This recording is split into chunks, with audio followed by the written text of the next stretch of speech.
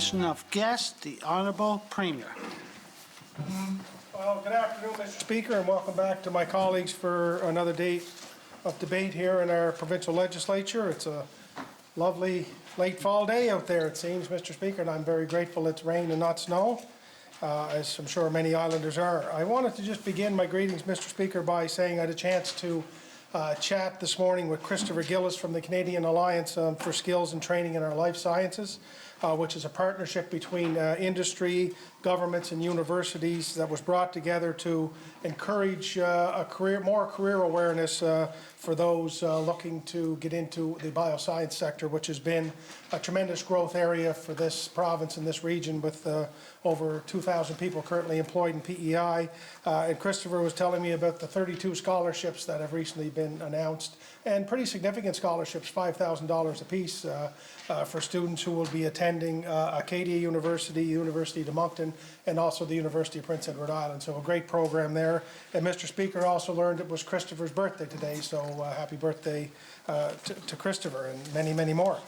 Mr. Speaker, in the district that I represent, District 15, Hunter River Brackley, I was pleased to hear that Christmas treat bags were created and distributed by the Wheatley River 4-H Club, Mr. Speaker, under the direction of Sherry McDonald. And they were given to residents at the Rosewood facility in Hunter River, a lovely, lovely tradition that continued and just happened to happen yesterday on Giving Tuesday. So it was a lovely gesture. So thanks to all those for their hard work. I know they're very much appreciated by the residents of Rosewood.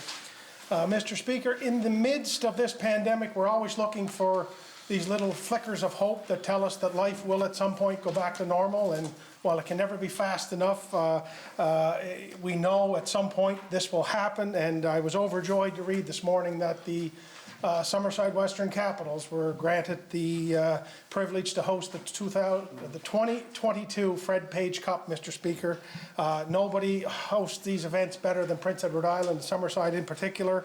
It is for those who may not know, it is the Eastern Canadian Tier 2 Hockey Championships, Mr. Speaker, and the team in Summerside is always an Eastern Canadian contender, and I certainly know General Manager Pat McKeever and Coach Billy McGuigan will be ready for when the time comes to host and to win the Fred Page Cup in 2022. So congratulations to all those, including those in the city of Summerside who made that happen.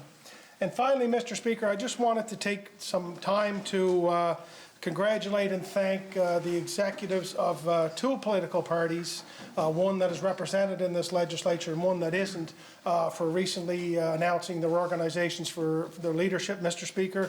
I know the New Democratic Party announced today that they have a 4-person committee: Jason Aylward, Joe Byrne, Susan McVitie, and Sam Lowe, Mr. Speaker. And also a few weeks earlier, the members of the third party, the Liberal Party, announced they have convention co-chairs, Dr. Randy Doyle and Elizabeth Shaw, Mr. Speaker, and I wish both of those parties well. We should never take for granted that we are in these jobs forever. We should never think we're the only ones who could do these jobs, Mr. Speaker, and we should never underestimate the value of a divergent public opinion here and how it adds to our overall democracy, Mr. Speaker. So with that, I'll say thank you and enjoy the day.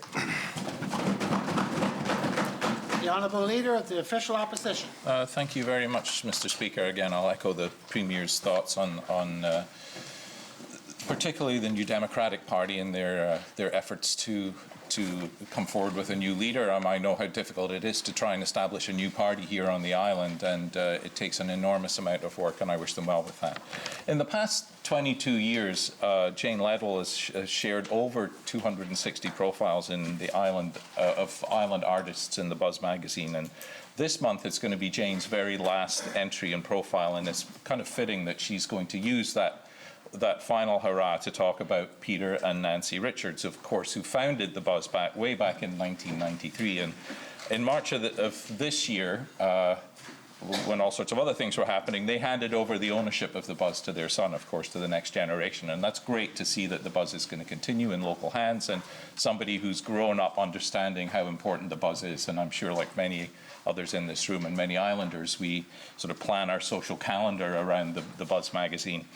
So I'd like to thank Peter and Nancy for their commitment to the arts on PEI over all those years. And as the Buzz grew in popularity, our artistic community here also grew in parallel with that. And I'd like to also thank Jane Ledwell for all of her contributions and giving us that little inside peek into the life of musicians and artists and activists and writers who live here on PEI and make our place such a diverse and rich culture.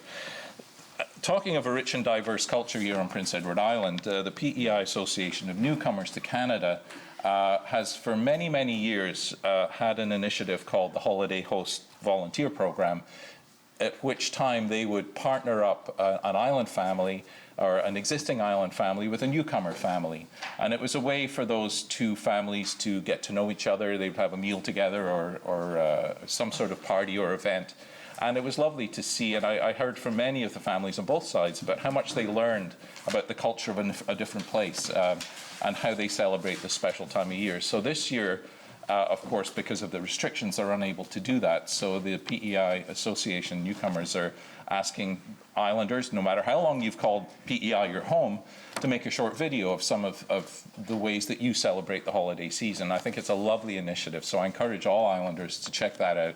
I want to thank Valerie Fitzpatrick and Craig Mackey for the work that they do at the PEI Newcomers Association. Again, some incredibly important organization for our community here. And again, I thank them for the work they do, but particularly for this initiative at the holidays. Thank you, Mr. Speaker. The Honourable Leader of the Third Party. Thank you, Mr. Speaker. And Mr. Speaker, I too would like to comment about the Liberal Party NDP's Leadership Convention and the co-chairs. And, you know, as we all know, it's volunteers like these co-chairs that make these parties what they are and help us in our daily activities. So thank them for that. I'd also like to welcome everyone back and say hello again to all my constituents back in Evangeline Musqueam. Mr. Speaker, today, December 2nd, marks 84 years since the creation of CBC Radio Canada as a Crown Corporation. The CBC is an institution many Canadians cherish as our national public broadcaster for both radio and television. I know in our line of work we may not always like what is published, but we all respect and appreciate the role they play in the political process. Congratulations on your 84 years of operation, and looking forward to watching and listening to CBC for many more years to come, and the staff here on PEI. I'd also like to recognize some news out of Holland College. Recently, the college honored their former president, Brian McMillan, for his hard work and dedication to the college during his 13.5 years as president. The college's Centre for Community Engagement has been renamed in Brian's honor. The Holland College Hurricanes also recently hired graduate Owen McWilliams as their football head coach. After serving on the coaching staff for 2 seasons, Owen will replace former coach Steve Lettner. I would like to congratulate both gentlemen on their accomplishments and wish them well going forward. Thank you, Mr. Speaker. The Honourable Member from Charlottetown, Victoria Park. Thank you, Mr. Speaker, and I'd just like to say hello to my colleagues and everyone watching from Charlottetown Victoria Park, and I'd like to wish Christopher Gillis a happy birthday as well. I just wanted to give a special shout out today to a Facebook page. It's the North of Euston Neighbourhood Engagement Project, and which I am a member. I live in the North of Euston area, and I can't say what a sense of community it's been during COVID. It's everything from missing cats, found dogs, found keys at the mailbox. There's a really cool project happening in the park. Do you want to be engaged? And the reason it was created was to explore ideas for neighborhood identity, engagement, and interaction in the North of Euston area of Charlottetown. And it's really been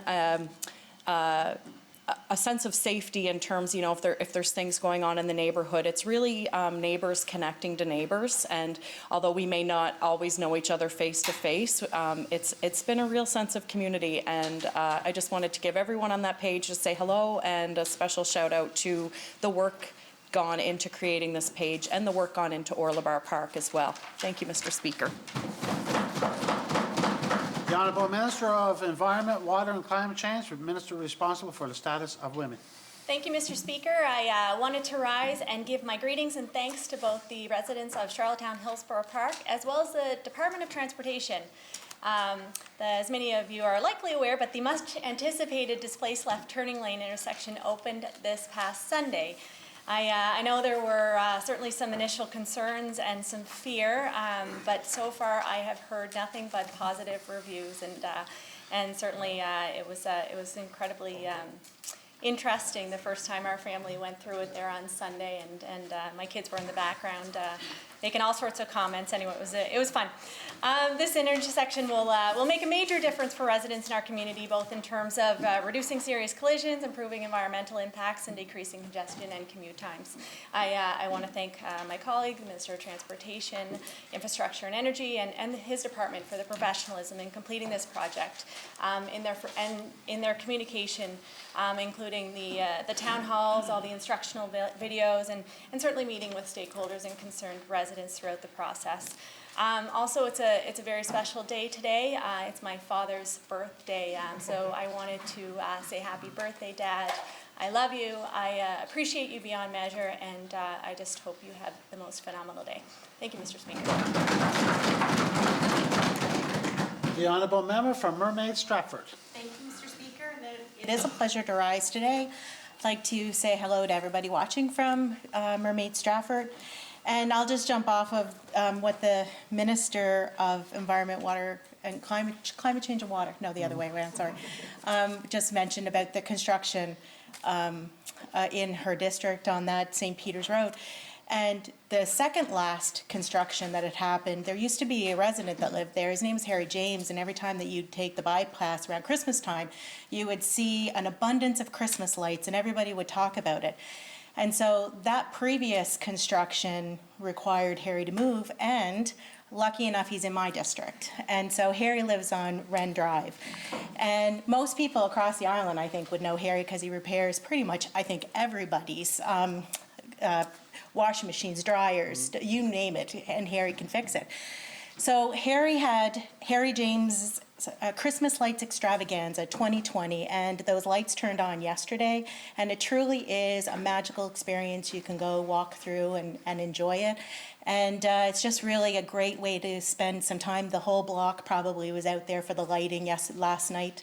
I would have loved to have been there, but anyway, I invite everybody to go out and enjoy Harry's great light array that happens on Wren Drive in Stratford.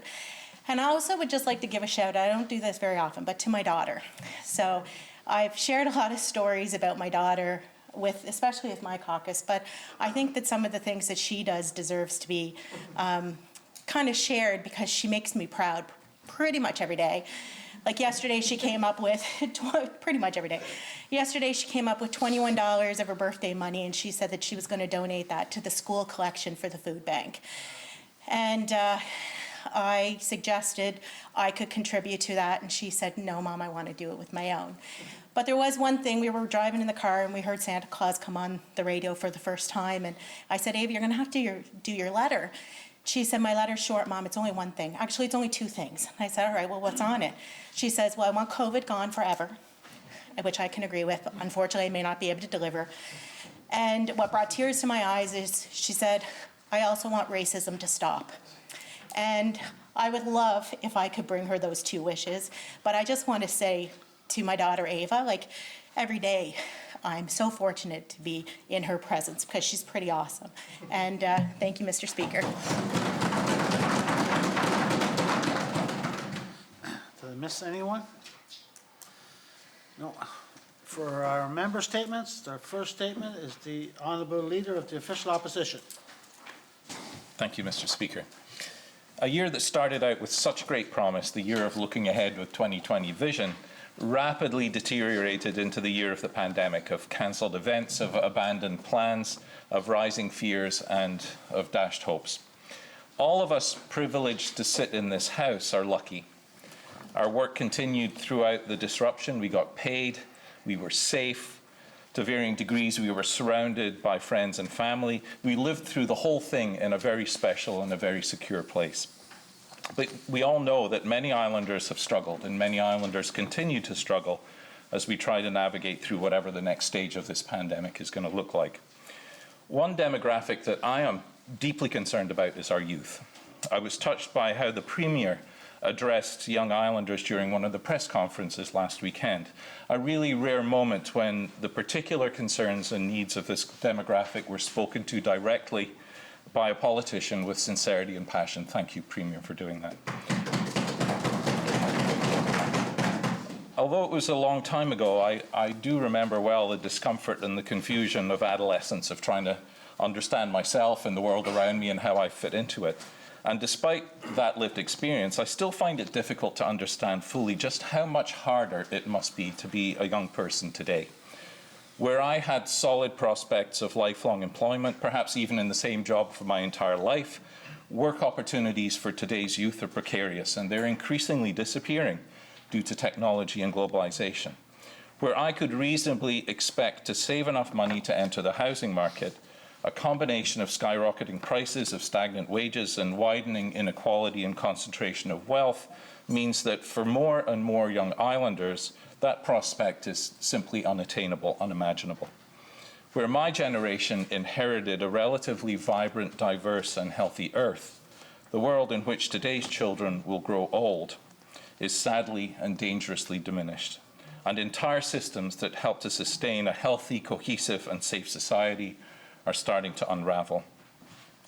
But despite all of these problems, and with an odd sort of irony, COVID-19 has presented us with a unique opportunity to look with fresh eyes at all of these trends and to find new and better ways to organize ourselves and to improve the prospects for our youth.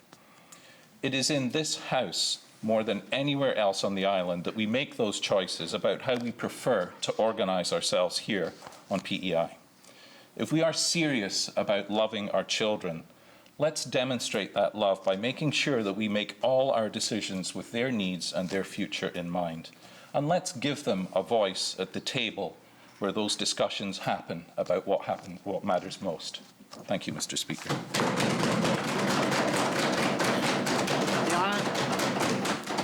The Honourable Member from Montague, Kilmuir, and Government Whip. Thank you, Mr. Speaker. Spring forward and fall back is a familiar refrain when it comes to daylight savings time, but increasingly the conversation around daylight savings time is changing. More and more we are seeing jurisdictions reassessing their approach to daylight savings time as the science evolves. In many cases we are seeing jurisdictions making big changes to daylight savings time. There are many compelling reasons to consider making a change to daylight savings time. There is a growing body of evidence that points to a range of physical health impacts caused by the spring time shift in terms of cardiovascular events.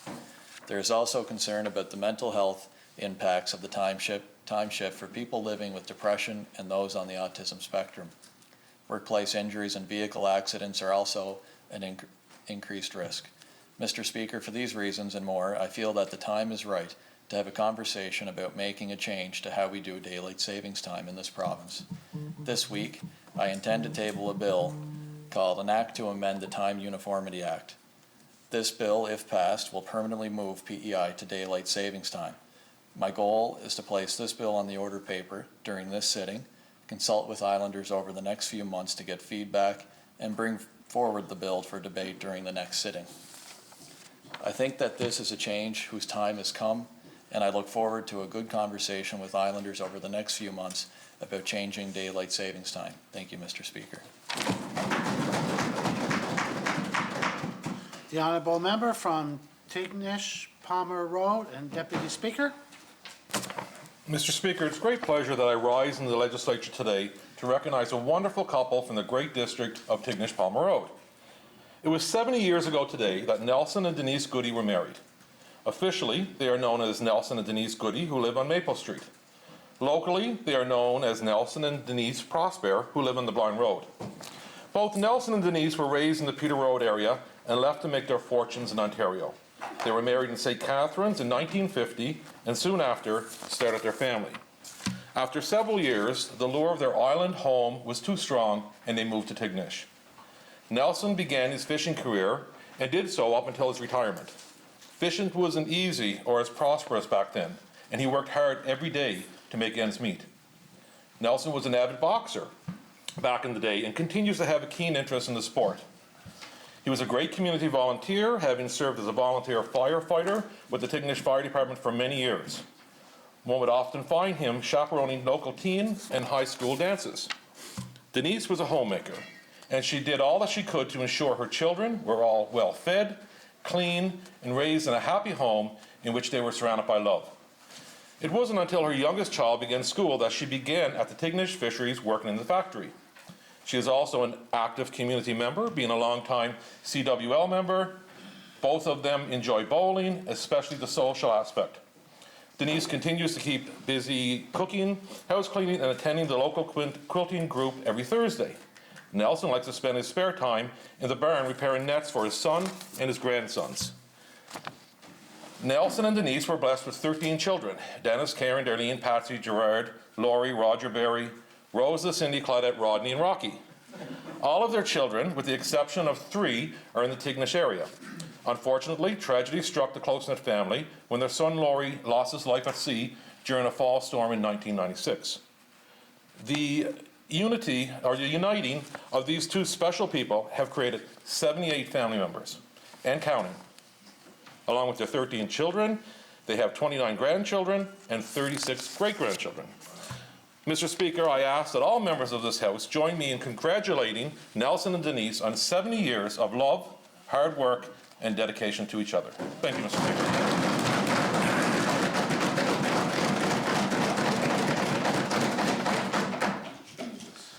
Questions by members, starting with response to questions taken as notice. No? And for our first question, I'll call on the Honourable Leader of the Official Opposition. Thank you very much, Mr. Speaker. We've discussed motion 84 in support of essential workers, a government motion, at length in this House, and a lot of kind words have been spoken. One of the groups of essential workers praised during that debate is truck drivers. They are one of the few groups of essential workers for whom travel outside of PEI is itself essential for them in order to do their job, without which the shelves, of course, of island stores would quickly become empty of some critical items. Many rotational workers, specifically truck drivers, are finding it increasingly difficult to isolate on Prince Edward Island. They're tested, of course, every time they come home here, but they are restricted in what they can do. With the cold weather, this kind of constant isolation is only getting more and more difficult for these workers. A question to the Minister of Health and Wellness. What kind of supports will you put in place for these workers during the winter months? The Honourable Minister of Health and Wellness. Well, thank you very much, Mr. Speaker. And certainly, since the beginning of this pandemic, we have valued our truck drivers who bring goods to the island and export goods as well. Mr. Speaker, our government, along with the CPHO, has worked side by side with this industry to make sure that they're supported, and we will continue to do everything that we can to support this very, very essential workforce. Thank you, Mr. Speaker. The Honourable Leader of the Official Opposition. Thanks, Mr. Speaker.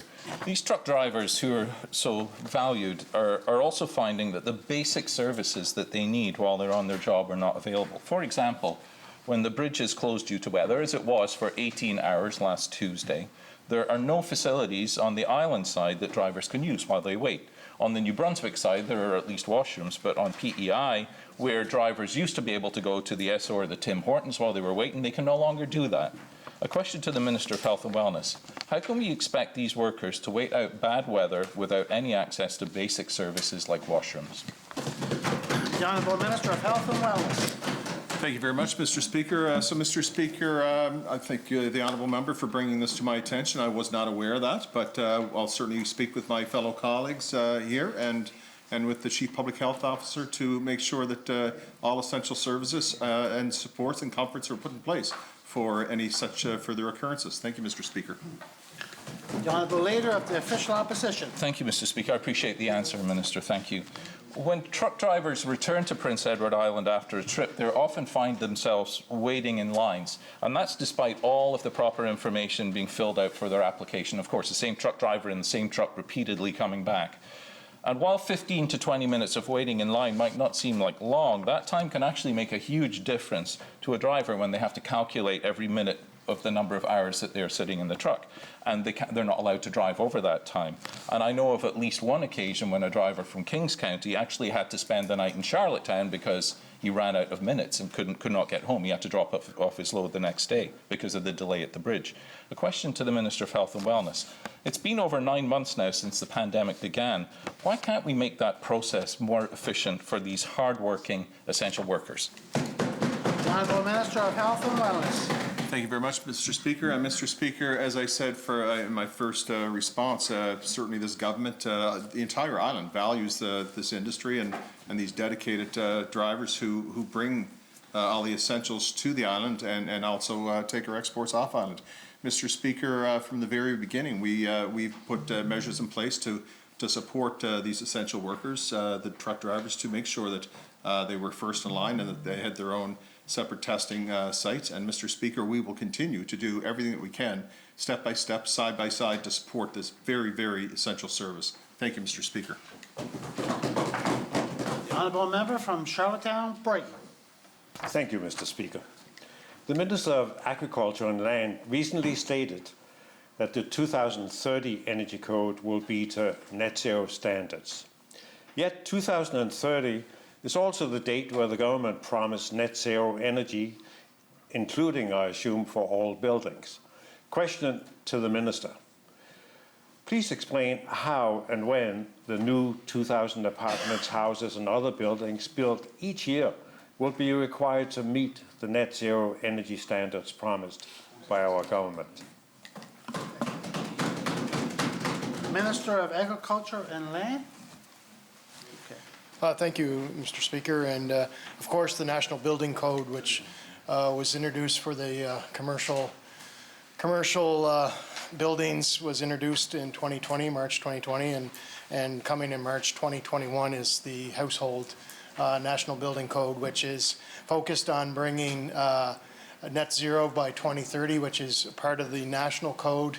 The federal government we're in line with that, Mr. Speaker, and if that's the answer to the question, I wasn't quite clear on the question, but we're in line with the federal, which is on target for 2030. Thank you, Mr. Speaker. The honourable member from Charlottetown, Brighton. Well, I believe nationally the code will be up to net zero in 2030. I'm talking about all the buildings, some 20,000 built between now and then. What are we going to do about that? Along the same lines, every day I walk down the street and I see old buildings receiving new siding and new windows, but never the extra insulation nor triple glazing required for net zero. Question to the Minister of Agriculture and Land. When and how do you suggest that the extra work required for net zero upgrading for existing buildings be done? The Honourable Minister of Transportation, Infrastructure and Energy.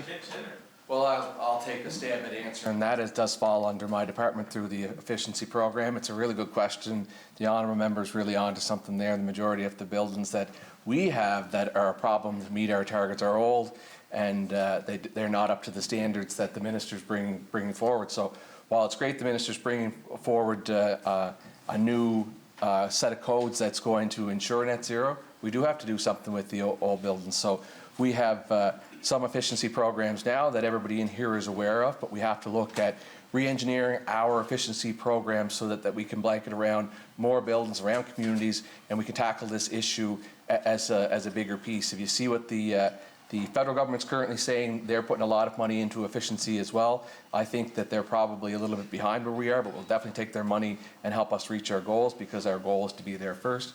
And I think that everybody, including the federal government, now recognizes that that's well possible. Thank you, Mr. Speaker. The Honourable Member from Charlottetown, Brighton. Thank you, Mr. Speaker, and I appreciate the answer. Department of, what is it now, Transportation, Infrastructure and Energy is doing a lot for energy efficiency, but clearly, to meet the promises that you made, it needs to be like hugely more. So, a question to the Minister of Agriculture and Land. Can you explain any reason not to require net zero standards right now in any new or renovated building, since it will basically pay for itself? The Honourable Minister of Agriculture and Land. Well, thank you, Mr. Speaker. In the National Building Code, which we have adapted for commercial, it does add the net zero to it, Mr. Speaker. You have to do the extra costs, Mr. Speaker, into the new builds, and we fully, when we implemented it, knew it was going to cost more, Mr. Speaker. But with the savings over years, thousands of dollars will be saved on heating costs, Mr. Speaker. So, Mr. Speaker, the National Building Code is a well-accepted code that will eventually pay for itself in the long run, and which we, with our targets of 2030 of net zero, Mr. Speaker, will go a long ways. Thank you, Mr. Speaker. The honourable member from Charlottetown, Brighton. Thank you, Mr. Speaker, and thanks for the answer. Indeed, there is an option. It's an option in the code that the people building houses can do net zero, but it's not a requirement. Clearly, you need a requirement to meet your goals. Anyway, net zero is just a framework for reaching that goal. One of the details is using local material, and many islanders have for years been using sustainable materials by harvesting their own logs for use in their own houses. You can't be more sustainable than that. Question to the Minister of Agriculture and Land. When will you amend the building code to allow the use of local unstamped lumber instead of using imported lumber so that islanders can continue their current sustainable practices? The Honourable Minister of Agriculture and Land. Thank you, Mr. Speaker. And the honourable member across brings a good question, Mr. Speaker, about sustainability. And Mr. Speaker, currently, right now, I think there's 4 sawmills on Prince Edward Island, and we're working with one right now to be certified to stamp lumber, Mr. Speaker, which is a great prospect for this island. And we'll work with other sawmills so they can also get certified, Mr. Speaker, so they can sell their product with National Building Code standards, Mr. Speaker. It's very important. And of course, right now they can sell that product for agricultural buildings, Mr. Speaker, or the smaller projects that don't fall under the National Building Code. So, Mr. Speaker, we are working for that. Thank you. The honourable member from Tyne Valley, Sherbrooke. Thank you, Mr. Speaker. Recently, the Minister of Health accused Veteran Affairs Canada of taking our nurses and potentially leaving us short-staffed as we enter a second wave of COVID. But many of those nurses asked for a leave to pursue a new short-term opportunity and were denied. So they quit. Allowing them to take leave would have allowed Health PEI to call them back if it was necessary for them to work during a second wave. Question to the Minister. You made a decision, and you have no one to blame for the outcome but yourself. Why didn't you grant these nurses leave? The Honourable Minister of Health and Wellness. Thank you very much, Mr. Speaker. So, Mr. Speaker, if the honourable member understood how the structure works, that was a decision by Health PEI. It's a standalone operation. But, Mr. Speaker, what I have been doing is I've been working with Lawrence MacAulay, the Federal Minister of Veteran Affairs, to work on an agreement so that if we did get into a situation where we had a surge with COVID, that these individuals could be seconded back to Health PEI to assist. Thank you very much, Mr. Speaker. The honourable member from Tyne Valley, Sherbrooke. Thank you, Mr. Speaker. Question to the Minister of Health. Have you actually conducted exit interviews with these outgoing nurses, and will you take responsibility to address the reasons why these nurses chose to leave in the first place? The Honourable Minister of Health and Wellness. Well, thank you very much, Mr. Speaker. Mr. Speaker, the first part of that answer would be no. I have not conducted exit interviews, but what I have done is I've instructed Health PEI's Human Resource Department to conduct these exit interviews. Thank you, Mr. Speaker. The honourable member from Tyne Valley, Sherbrooke. Thank you, Mr. Speaker. So I just want to note that we're hearing some confusing messages between whether Health PEI is making independent decisions or whether the minister needs to direct them to do things. Quite honestly, I think that the minister needs to take accountability for what is happening in terms of our needs of our nurses and that they're not being listened to. COVID has shown us, Mr. Speaker, just how important our frontline healthcare workers are. Several other provincial governments offered financial bonuses to their nurses and other healthcare workers. Some provincial governments guaranteed extra much-needed vacation time while cases remained low. Question to the minister, were our nurses given bonuses or any extra guaranteed vacation time? And if not, are there any plans to do so? The Honourable Minister of Health and Wellness. Thank you very much, Mr. Speaker. So, Mr. Speaker, I've said repeatedly here in the Legislative Assembly that you know, our frontline healthcare workers are some of the most valued people working to combat COVID, Mr. Speaker. Mr. Speaker, I'm working extremely hard with the Board of Health PEI and alongside with Health PEI to ensure that that the nurses, all healthcare workers, in fact, not just the nurses, are supported. I had a meeting with the PI Nurses Union back on October the 30th where we discussed this as well. And Mr. Speaker, it's paramount that we support our healthcare workers. I firmly believe that, and I'm trying to instill that through the entire system. Thank you, Mr. Speaker.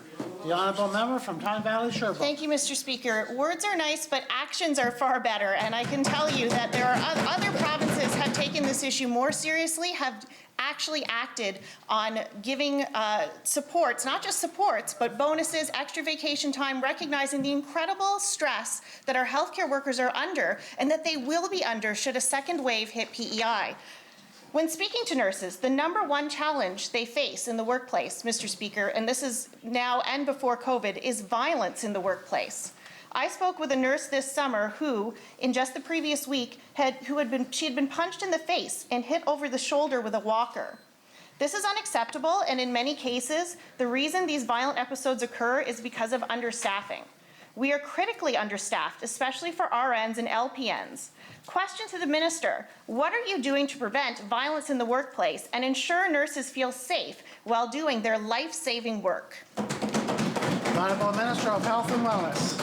Thank you very much, Mr. Speaker. So, Mr. Speaker, Health PEI is going through an education process, not only within our healthcare system to give our employees the tools to de-escalate situations, but, Mr. Speaker, we're also trying to do a public education program when people come into our facilities through signage and other means, Mr. Speaker. But, Mr. Speaker, the honourable member is correct. We do have a current shortage of nurses, and it's unfortunate, Mr. Speaker. But you know, we're not the only jurisdiction that is facing this here in Canada. Just about every jurisdiction you can talk to is facing a shortage. But, Mr. Speaker, I'm very proud to announce here today that just recently we had 20 graduate nurses sign on full-time contracts to come and work at Health PEI. Thank you very much, Mr. Speaker. The honourable member from Summerside South Drive. Speaker, this winter municipalities will be developing and tabling their budgets under the Municipal Government Act. Municipalities are not permitted to approve budgets that have a deficit. The unpredictability of COVID makes it difficult for municipalities to plan for the future. This is exactly why the province should step in to support municipalities. A question to the Minister of Fisheries and Communities. What will you do to ensure that municipalities will not run deficits nor cut important services in the 2021-22 fiscal year? The Honourable Minister of Fisheries and Communities. Well, thank you, Mr. Speaker. Thank you for the honourable question. Actually, we've been in consultation with municipalities over the last few months, and we're actually getting ready to launch the STEP program, which we've reached out to them to come back to the department on what services they provide, so we know that they are getting appropriate funding for them services they do provide to our residents. Thank you. The honourable member from Summerside South Drive. Thank you, Mr. Speaker. Earlier this week, the City of Charlottetown announced there would be free parking for the month of December, and a portion of the cost of this initiative would be covered by the provincial government. However, many Charlottetown residents will not be able to make use of this initiative because they rely on public transit to get around. A question to the Premier.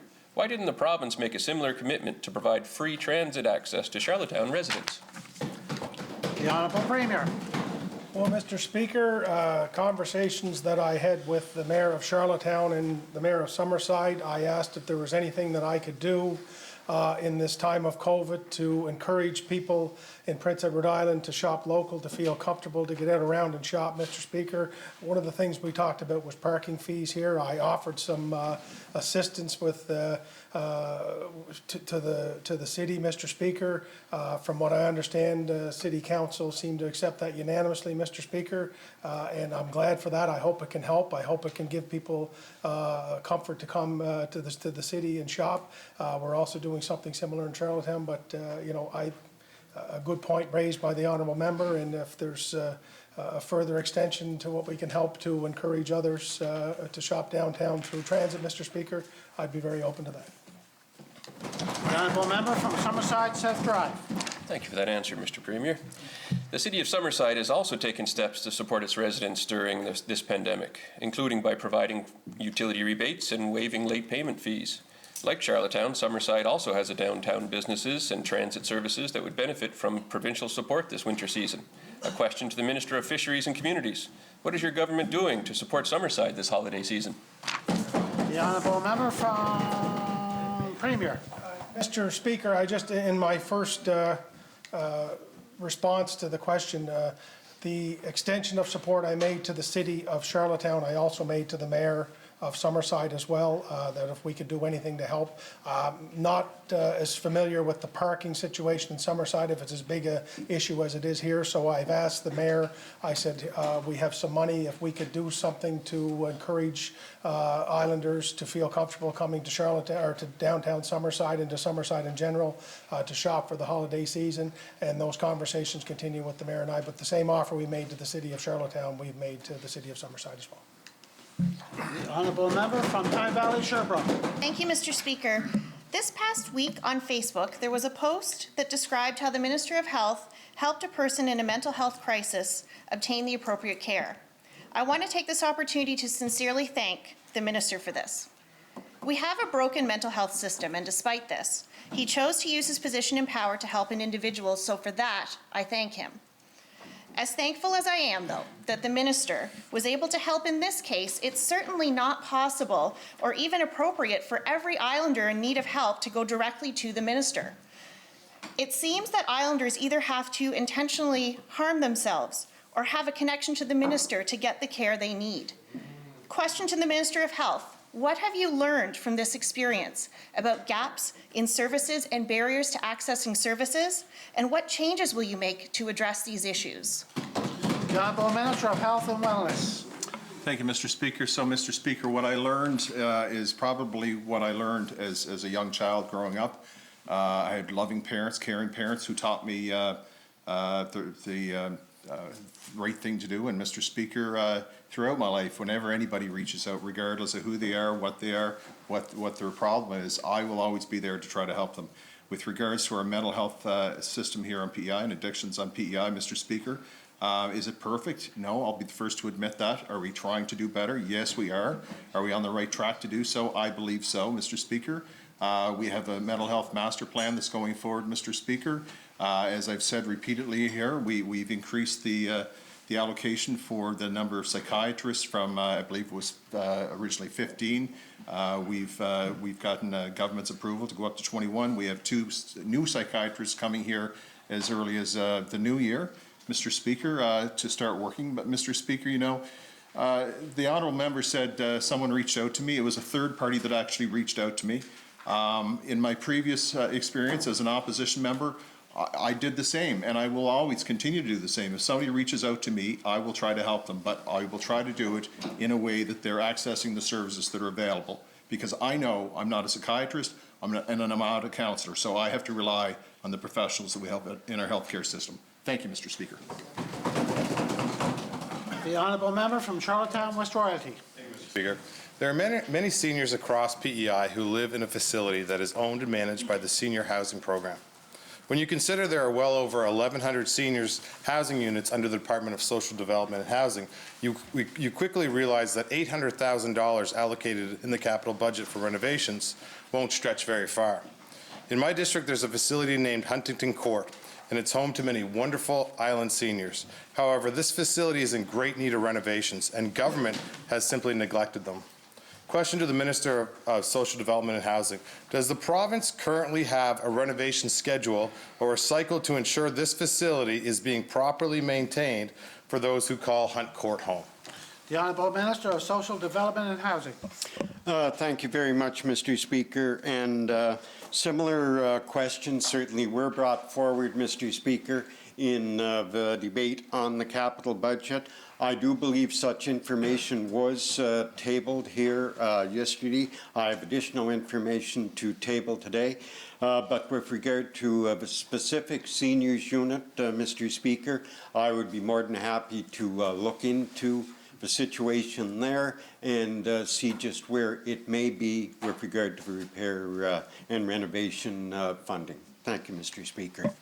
The honourable member from Charlottetown, West Royalty. Yeah, and the whole reason why I'm asking these questions is because that facility wasn't in that document that you were tabled, but I appreciate the feedback, or the bringing that document back. This facility was built in 1971. the residents there talk about having sidebars with staff. More needs to be done. While some may consider a fresh coat of paint and a few touch-ups to be renovations, I'm more concerned with the larger component of the facility. When COVID-19 pandemic first began, there was a great concern over ventilation of older buildings and how that would affect the spread of the virus. This is of particular concern in this facility that our seniors live in, as they are more vulnerable to COVID-19 infections. Question to the minister: can the minister assure that this House that the ventilation systems in all facilities under the senior housing programs have been thoroughly examined and are up to code?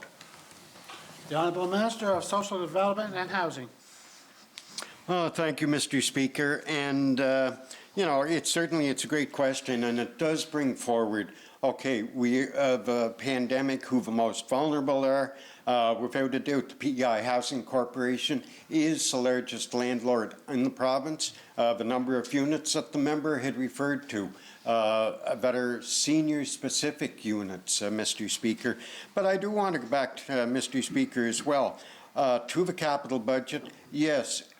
Can more be done? Always can be. But having said that, you look over the 5 years, our capital budget projections, and you look at the previous, and I look, for example, Mr. Speaker, the previous administration, $685,000 in 2017-2018 for renovations and repairs. We're moving in the right direction, Mr. Speaker. Our government is committed to Islanders to providing safe, secure housing for all Islanders, right from tip to tip. Thank you, Mr. Speaker. The Honourable Member from Charlottetown West Riley, your second supplementary. I appreciate the question, but that was before COVID. And after COVID, things have changed. And you had plenty of time to look at the ventilation units across the province, and you just haven't. There has been no emphasis on that. So you have an issue on your hands right now, Minister. There are often focused on new build, new units, which makes sense given that the housing situation, but we should also ensure existing social housing units are properly maintained through renovations. Let's face it, these are people's homes. It's not good enough to complete a unit and then forget about it once it's filled with people. We must ensure social housing receives and the renovation needs that they deserve. Question to the minister: will the minister commit to addressing the seniors program housing repair gaps and meeting with the residents of Hunt Court to point out in person, so they can point out in person the repairs that needs to be done at this facility? The Honourable Minister of Social Development and Housing.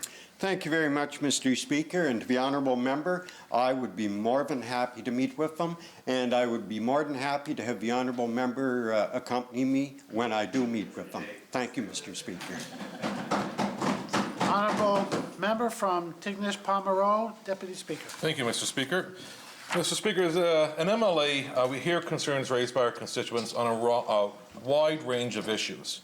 And after hearing the member statement this morning by Montague Kilmuir, it's about time that he's on the same page with me. So, Mr. Speaker. So I've heard from my constituents too about daylight savings time, and specifically there's been concerns regarding the negative impact on the long dark evenings and what it can do to one's mental health. Research suggests too also about vehicle collisions and heart attacks immediately following the change in the spring from lack of sleep and from changes in pill medication schedule. So a question to the Premier: do you think PEI should explore the idea of scrapping the biannual time change? The Honourable Premier. Mr. Speaker, I thank the Honourable Member for the question and the Honourable Member from Montague Kilmuir for the statement. And I'm trying to go back to grade 9 social studies with Eugene Sullivan, Mr. Speaker, and if I recall, I could be wrong, but that daylight savings time was actually invented in Germany after the First World War, I believe, to save fuel, and then taken to Canada as a way to prolong the days for agriculture, Mr. Speaker, or something like that.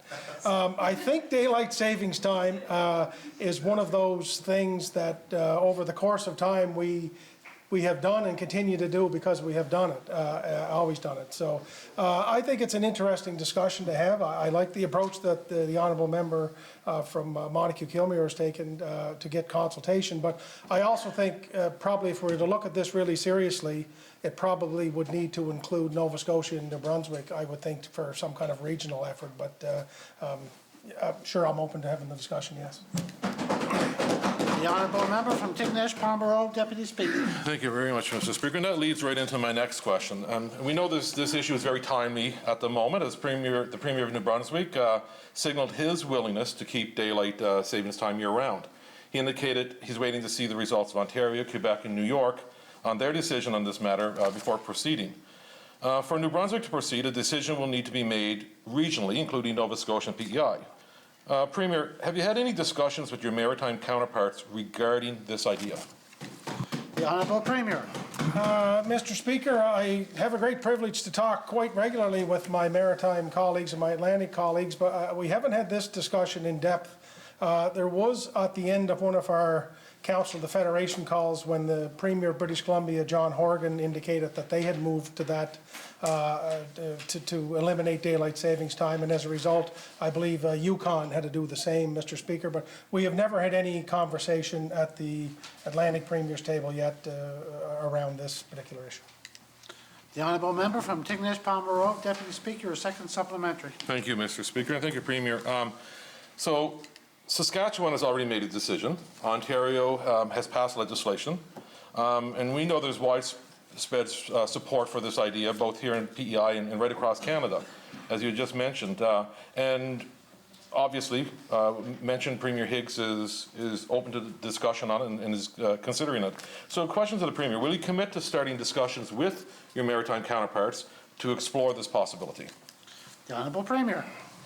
Well, Mr. Speaker, I think officially we have at least 2 Council of Atlantic Premiers meetings scheduled before the end of the calendar year, Mr. Speaker, and probably a couple of other ones that will be added to that. But I will certainly commit here to this House and to this member that on the agenda of one of those meetings before the end of the year, I will raise it and see what the conversation is from our maritime colleagues, and maybe that could fuel part of the consultation process that you and the honourable member from Monaco-Kilmere, who work so well together, I must add, that perhaps you could tag team that initiative and see where that leads and have a really spirited discussion back here in the spring, Mr. Speaker. The honourable member from O'Leary-Inverness. Mr. Speaker. Mr. Speaker, it's certainly getting rather confusing listening to our Minister of Health answer some of the questions here in this legislature, especially the ones from Tyne Valley Sherbrooke, regarding is he responsible for health care or is he not? Is it, or whether he's trying to fill vacancies, or is he actually filling the vacancies with himself and trying to fulfill these roles, Mr. Speaker? Yesterday, Mr. Speaker, upon reviewing the PEI government website for external vacant nursing positions, I was shocked to see 68 classified positions were advertised as external. And when I went then, I said, I'm going to check out the internal site. So when I go to the internal site, I was really horrified to see 88 internal classified positions, which likely means there's another 88 nursing vacancies forthcoming somewhere in the system. That does not even include vacancies that the federal government is trying to fill, private sector, or even temporary positions that Health PEI is trying to fill. So it's really getting concerning. Question to the Minister of Health. What are you doing to deal with this pending nursing recruiting crisis? The Honourable Minister of Health and Wellness. Thank you very much, Mr. Speaker. Mr. Speaker, as I alluded to here just a short while ago, we have 20 graduate nurses that have already just recently signed on to contracts, Mr. Speaker. We also have great success with preliminarily with the next graduating class that they're coming on board. Mr. Speaker, we currently have 14 internationally educated nurses going through the Bridge program. Mr. Speaker, that is a 13-month program. I believe they're probably in their 3rd or 4th month through that now. They all are committed to staying in place, Mr. Speaker. We have a robust recruitment effort going on in Alberta right now because we know what's happening in Alberta with regards to reducing the workforce there in the healthcare system. Mr. Speaker, in addition to that, we have increased the return in service for RNs from $1,100 to $5,000. Mr. Speaker, that's just a few of the initiatives that we are putting forward. Thank you, Mr. Speaker. The honourable member from O'Leary-Inverness. Mr. Speaker, it was reassuring that the Minister said he had talked with the Nurses Union back in October. Might add that we're in December now. Minister, I've had discussions with some of my constituents, also with the PEI Nurses Union, and they are confirming government definitely needs to do better and it's losing the battle, Mr. Speaker. This recruiting failure on behalf of the minister is placing many Islanders' healthcare in jeopardy as we see beds being closed, surgeries cancelled, ERs closed, and Islanders denied their basic public health services. This failure of recruiting has led to an all-time high of stress in the workforce, on the existing workforce, Mr. Speaker. Staff are saying that we're at the breaking point, Mr. Speaker, where facilities may have to close, especially long-term care, where they cannot provide a safe work environment for their residents or for their staff. And they may have to be transferred to where? Is the minister planning another contract with maybe the PEI Nurses Union like he did with the Medical Society, Mr. Speaker, to maybe help do that? Seemed to be his solution on that. The Honourable Minister of Health and Wellness. Well, thank you very much, Mr. Speaker. So, Mr. Speaker, in addition to the initiatives I just finished explaining to the honourable member, Mr. Speaker, we're working closely right now with Quebec as well, because Quebec goes to France every year to recruit upwards of 300 nurses. Quebec actually graduates 6,000 nurses every year. Quebec goes over, recruits 300 of those. What we're looking at is bringing in 20 to 30 French-speaking nurses into the province so that we can support facilities such as Chez Nous and other areas here in PEI that require French or bilingual speaking nurses. Mr. Speaker, you know, I mean, as I said, this is a situation from coast to coast to coast. Every jurisdiction in Canada right now is having to deal with a nursing shortage. It's not something that happened overnight. It's not something that happened because of COVID. It's something that happened because of previous governments' lack of understanding and preparedness to address this issue. Because Mr. Speaker, previous governments should have saw this coming, but unfortunately they were too busy going through the drive-through at McDonald's. Thank you, Mr. Speaker. Mr. Speaker, the minister. Supplementary. Watching this minister administer health care, Mr. Speaker, is like watching a doomsday clock tick down to zero, Mr. Speaker, for a pending health care apocalypse. It's unbelievable. We know the minister tends to stand and talk about numbers he's recruited. He mentioned about 34. I just counted up about 160 some positions that are vacant, Mr. Speaker, so he's got a long ways to go. And it sounds like if he fills these positions with the nursing graduates, he's not going to get any more for another year, Mr. Speaker. Certainly, it's easy to state the numbers of the recruiting. He never states the numbers that we've lost, Mr. Speaker. And the numbers speak for themselves. These are advertised positions. So despite all these assurances to the minister, we tend to see them grow. When will we in this province start to see these vacancies filled, or at least the trend change, Mr. Speaker? The Honourable Minister of Health and Wellness. Thank you very much, Mr. Speaker. And Mr. Speaker, as the honourable member just noted, I just did quote some numbers with regards to new nurses coming into the system, Mr. Speaker. So those are going to replace some of the vacancies. Is it replacing them all at once? No, it's not. But Mr. Speaker, we are doing everything possible right now in an environment where there is a shortage of nurses all across Canada. But Mr. Speaker, we are committed to providing the utmost health care to Islanders where they need it, when they need it, and how they need it. Thank you, Mr. Speaker. The Honourable Member from Montague Kilmuir. Thank you, Mr. Speaker. The only apocalypse coming is a Liberal Leadership Convention.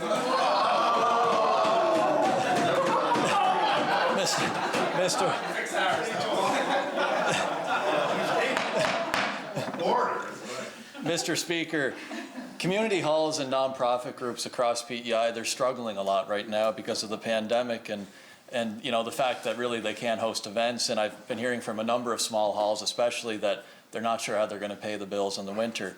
And the hall that I have in my district, the Cambridge Hall, I know that they're struggling right now. Question to the Minister of Fisheries and Communities. What COVID supports are available for community halls and nonprofits from your department? The Honourable Minister of Fisheries and Communities. Well, thank you, Mr. Speaker. Thank you for the question. There's different supports that are available through my department, through Rural Development Agency, also the Employment Development Agency, and also, I believe, also from the Minister of Tourism and Cultural Affairs. Thank you. The Honourable Member from Montague Kilmuir.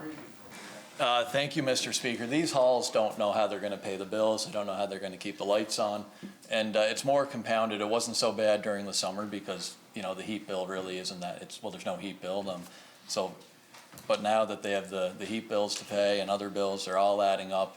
The Cambridge Hall has told me that they're not sure they might have to shut down. Minister, these halls these groups, they were there for us when we had Hurricane Dorian, when we had our recent ice storms that shut power, and these halls opened up. And now they're asking for just a little bit of help from us. Minister, can you commit to providing support to these halls so that they don't have to close their doors permanently? The Honourable Minister of Fisheries and Communities. Thank you, Mr. Speaker. Well, Honourable Member, I'll commit to within 24 hours meeting with your group as soon as possible and have them discussions. The Honourable Member from Monaco-Kilmuir, your second supplementary. Thank you, Mr. Speaker. That's a quick turnaround. I hope you can show up with a checkbook, too. As I said, these halls are struggling. They need the support now. The minister said he's willing to meet with me about this group, but it's not just my group. It's not just my district. I think it's in a lot of, especially rural districts. They can't host events right now. They don't really have a source of income, and they're struggling. So they were there to help us when we needed them during Dorian and ice storms. We need to be there now to help them. Minister, can you look at setting up perhaps a fund that these small groups can apply to help them get through the next 4 to 6 months? The Honourable Minister of Fisheries and Communities. Well, thank you, Mr. Speaker. It's actually it is a problem across the island. I've had many meetings with different nonprofit groups that have halls from Surrey right up to Tignish. And it is something we need to look at. We have been very creative in the department in how ways we can help them. And I will continue to meet with them. And if we can come up with a solution between my department and possibly the other departments, then I'm willing to look at anything we can do for them to help them out through these times. Thank you very much. The Honourable Member from Charlottetown, Victoria Park. Thank you, Mr. Speaker. The Respite Program was a program put in place by government for children living with disabilities last spring while schools were closed.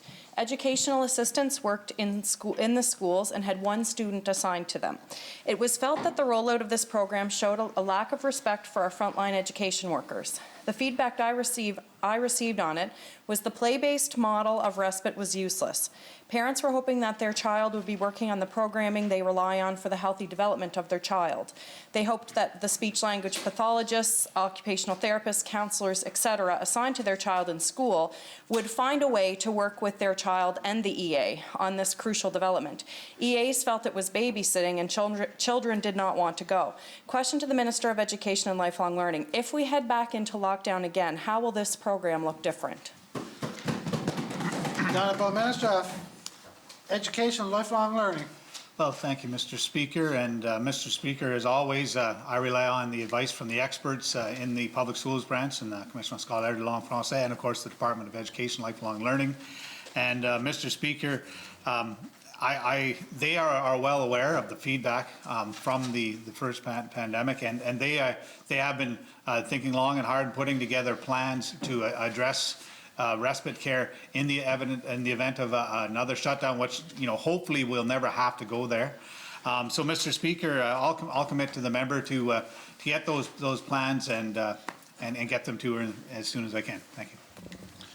The Honourable Member from Charlottetown, Victoria Park, final question. Thank you, Mr. Speaker. I would appreciate that, Minister.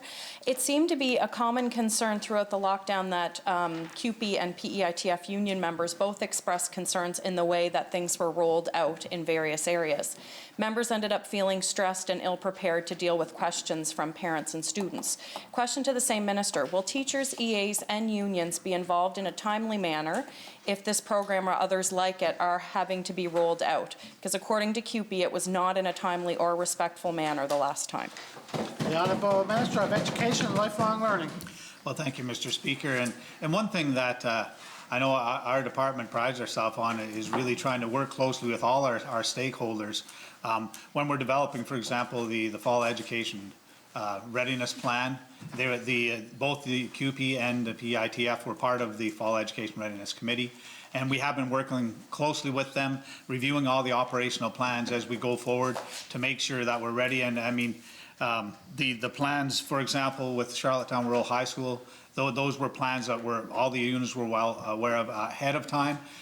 Can we improve, Mr. Speaker? We can always improve, and so we're going to continue to do that. And so, I'll commit to reaching out to CUPE and the PEI Teachers Federation and make sure in this specific area, when if we have to, God forbid, face another lockdown of our schools, that they and EAs and teachers are all completely up to speed before anything happens. Thank you. End of question period. Statements by ministers. The Honourable Minister of Social Development and Housing. Well, thank you very much, Mr. Speaker. I'm honored to rise in the House today to share that masks are being provided to low-income islanders. The province has collaborated with the PEI Associations of Food Banks to distribute masks to islanders in need. Mr. Speaker, as of today, masks are available at 14 island food bank locations across the island. For many islanders, purchasing masks may not fall within their budget. Every islander deserves access to protection against COVID-19. The health and safety of islanders is our top priority, and this is one more way we can help people to protect themselves and others from COVID-19. Masks are available in Charlottetown, Cornwall, Montague, Crapo, Surrey, Summerside, Alberton, O'Leary, Tignish, Tyne Valley, Kensington, North Rustico, and at the UPEI campus. Mr. Speaker, I want to acknowledge the committed work of staff in social development and housing and the PEI Association of Food Banks in the organization and distribution of masks across the island.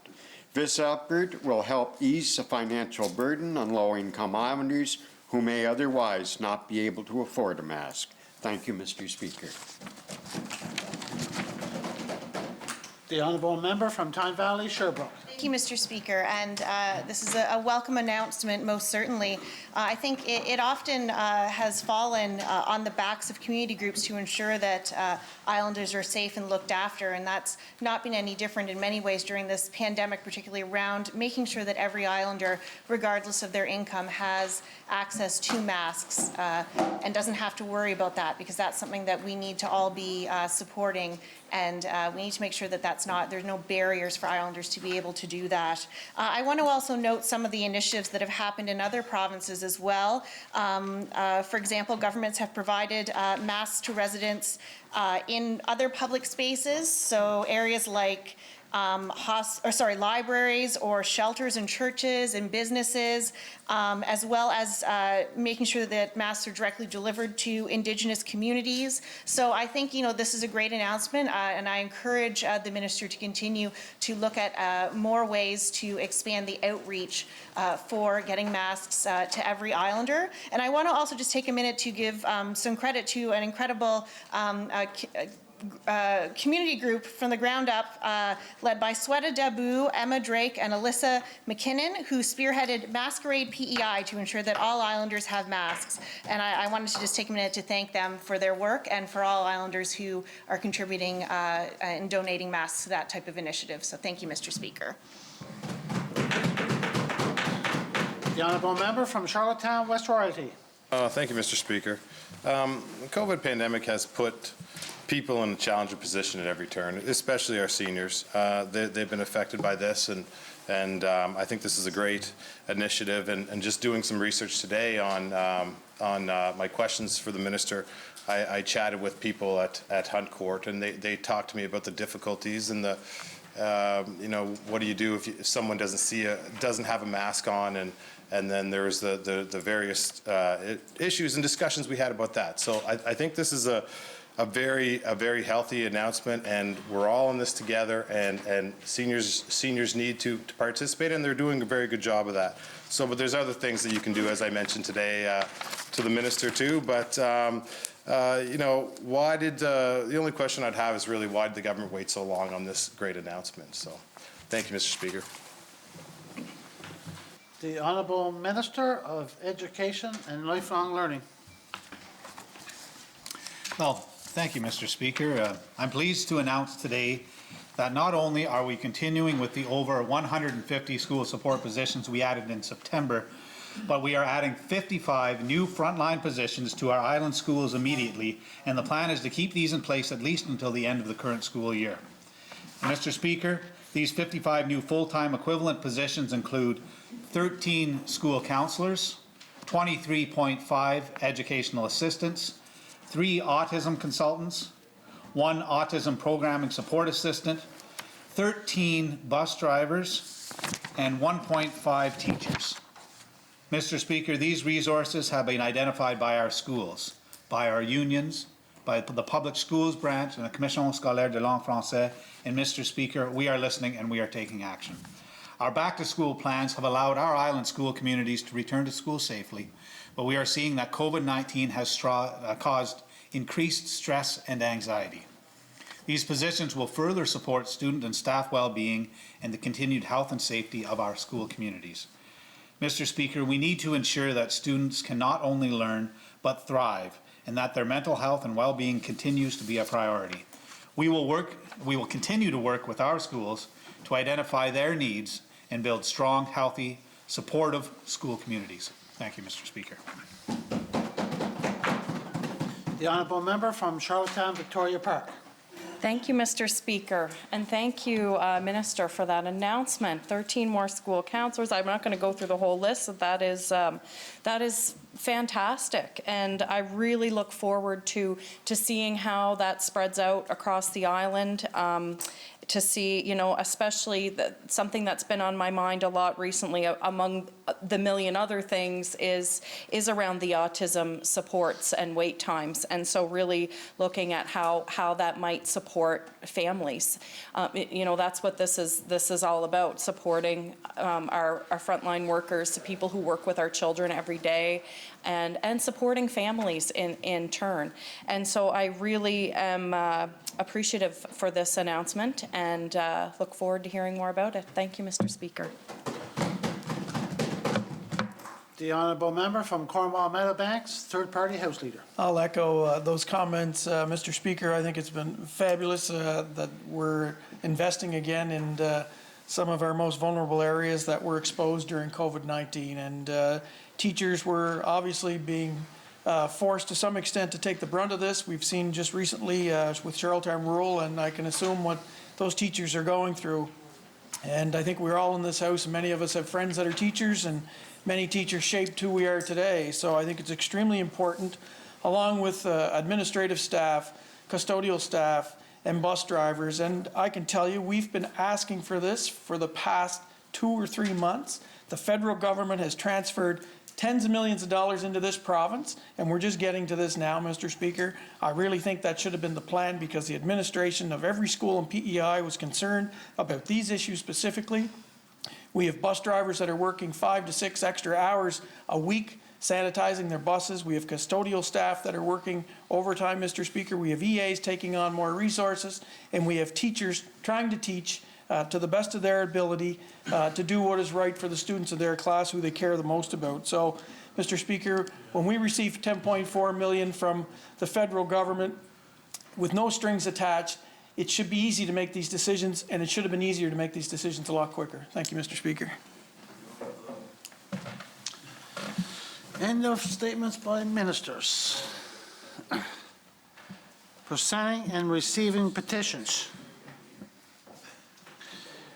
Tabling of documents. The Honourable Premier.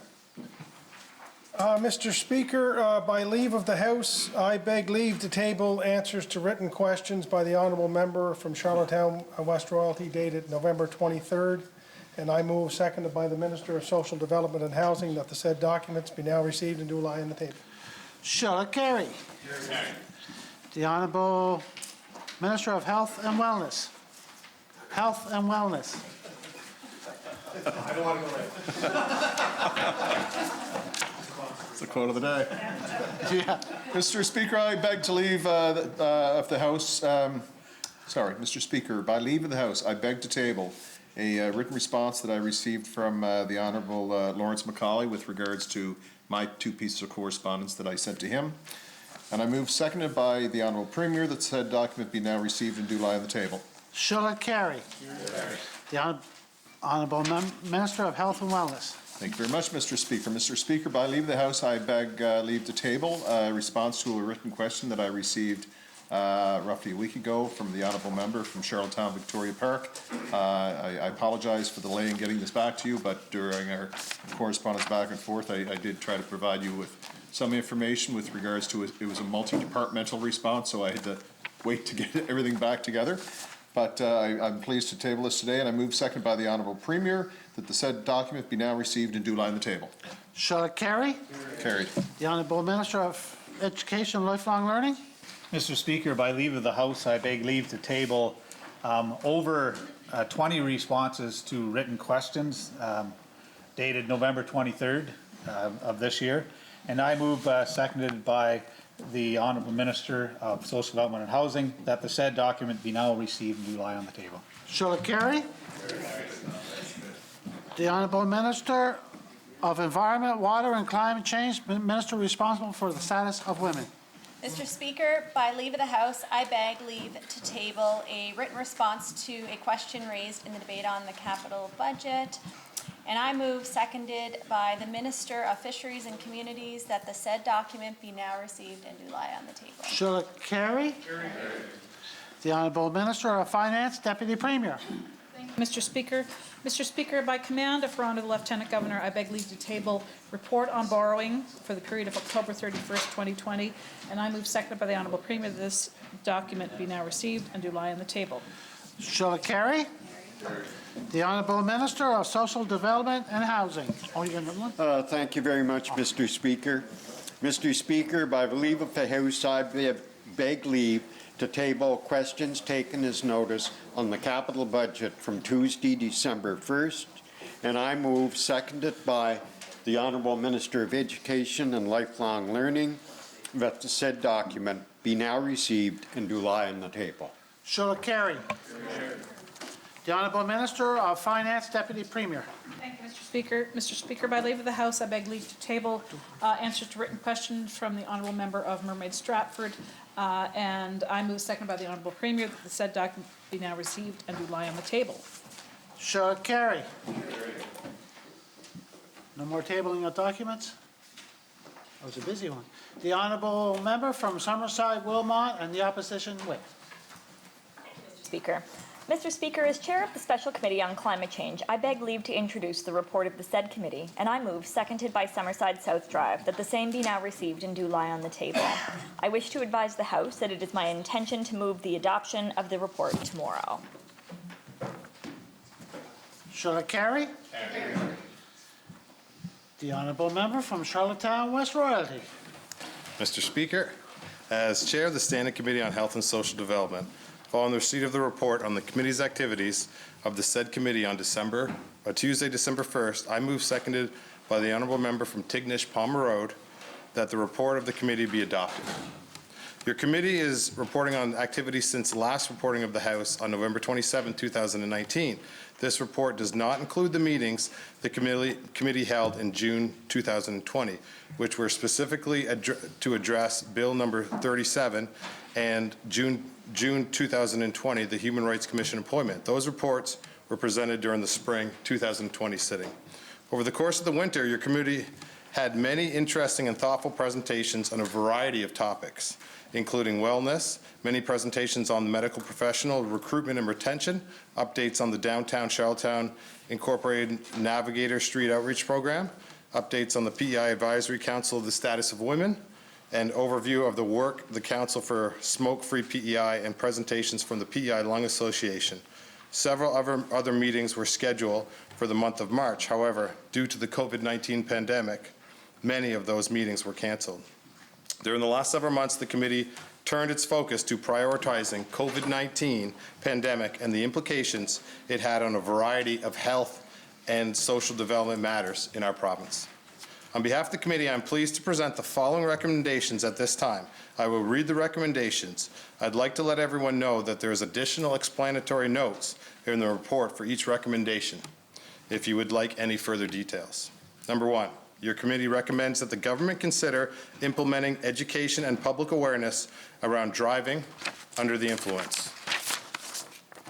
Number two, your committee recommends that government consider investing in the traffic unit of the RCMP and other municipal police agencies across the province to increase officer presence on island roads. Your committee also suggests that innovative solutions for enforcement be explored. Number three, your committee recommends that the government consider focusing on increasing efforts to recruit psychiatrists, specifically for emergency room support. Number 4, your committee recommends that government consider what barriers currently exist for recruitment and retention of psychiatrists by consulting with current and past practitioners. Number 5, your committee recommends that the government consider implementing increased mental health training for all emergency room staff, medical and non-medical. Number 6, your committee recommends that the government proactively engage with community partners who provide mental health services to identify supports needed. Number 7, your committee recommends that government keep Unit 9 open for psychiatric care, including in the event of further lockdowns.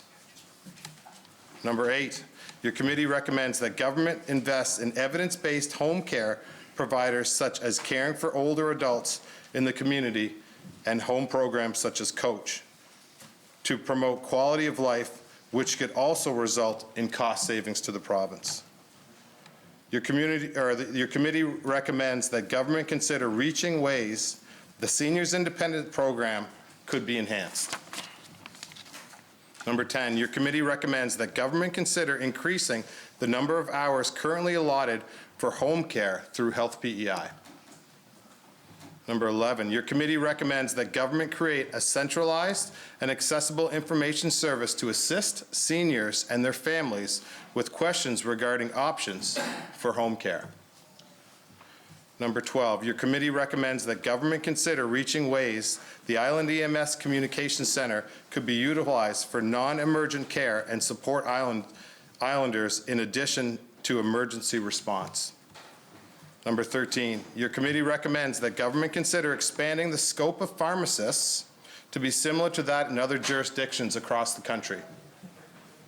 Number 14, your committee recommends that government implement a multidimensional recruitment and retention process that includes not only the practitioner, but the family as well.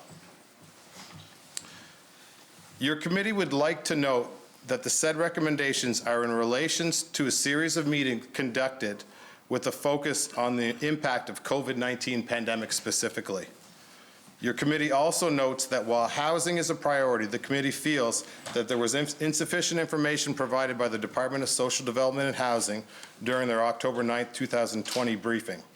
We have stayed in contact with them as well, but as there are currently outstanding questions the Department of Social Development and Housing, the committee feels that until those questions are answered, they cannot make informed recommendations.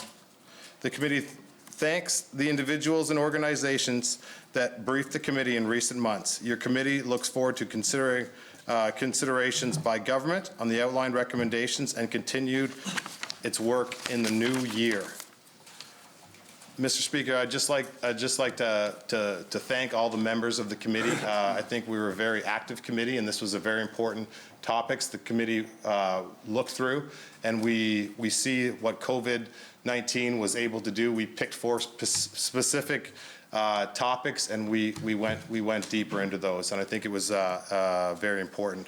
I'd also like to thank all the staff who participated and all the guests who did such a great job of presenting to this committee. That's all I have to say on that committee report. Thank you, Mr. Speaker. Is there anyone willing to speak to the report? No? Shall it carry? Introduction of government bills, government motions, orders of the day government. The Honourable Minister of Finance, Deputy Premier. Thank you, Mr. Speaker. I move, seconded by the Honourable Premier, that the second order of the day be now read. Shall it carry? Order number 2, consideration of the capital estimates in committee. The Honourable Minister of Finance, Deputy Premier. Thank you, Mr. Speaker. I move, seconded by the Honourable Premier, that this House do now resolve itself into Committee of the Whole House to take into consideration capital supplied to Her Majesty. Shall it carry? The Honourable Member from Tignish Palmer Road, Deputy Speaker, to chair the Committee of the Whole, please.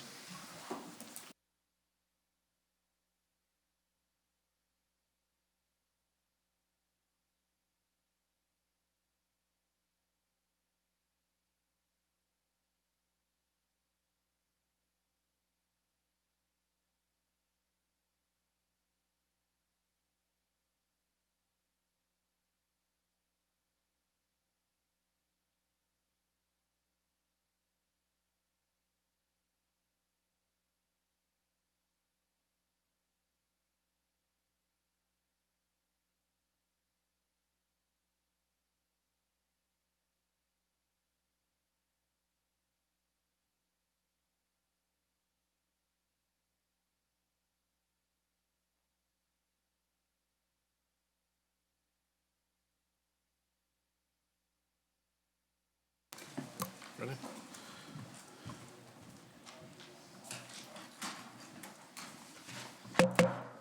The House is now in a committee of the whole House to consider the grant of capital supply to Her Majesty. A request has been made to bring a stranger onto the floor. Shall it be granted?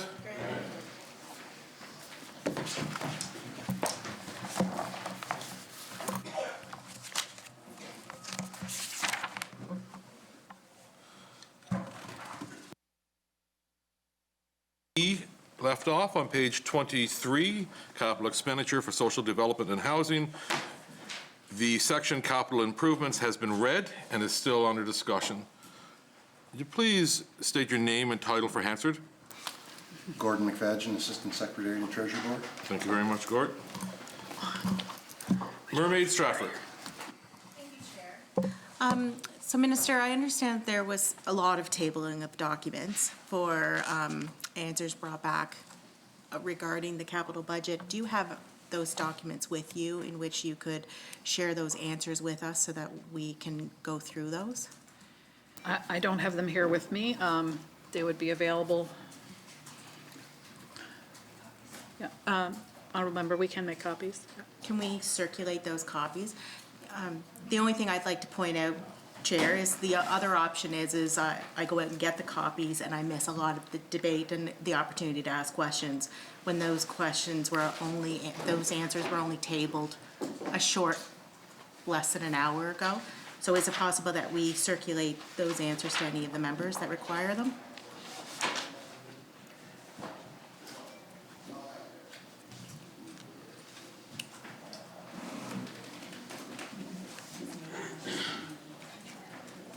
So we will have copies made and they can be distributed in the chamber, available in the chamber, sorry. Okay, I appreciate that. Yep. Mermaid Stratford, you still have the floor? I'll see the floor until I get the answers to those. Sure. To those questions. Are there any other questions in the meantime?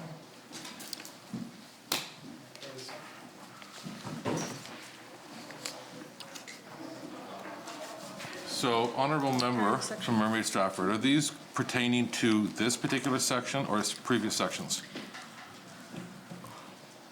Well, that's a good question because they were just tabled. I don't have access to them, Okay. Chair, and they were taken as notice, and they were legitimate questions that members from the floor had asked in the previous day.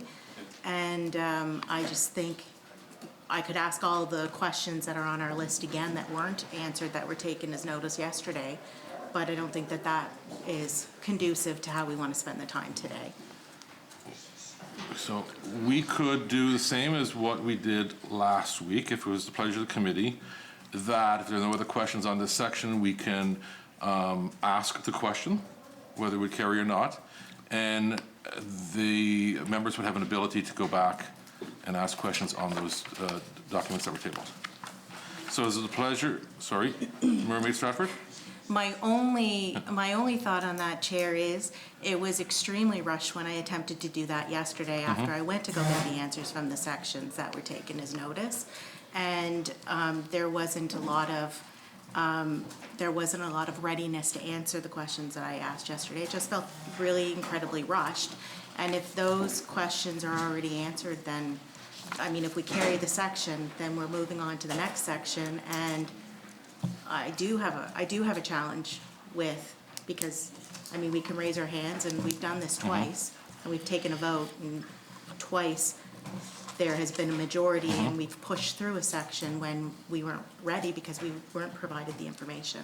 So, Chair, I'm struggling with that because I feel like if we're going to make a decision on this capital spend, that our answers need to be answered before we move on to the next sections, if it's going to be a challenge to go back.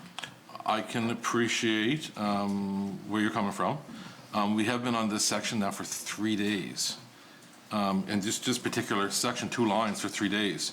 So, and I guess what I'm going to do is just wait until we get those circulated, or I guess you can go ahead and get them into the chamber. They're coming back into the chamber. Okay. Yeah.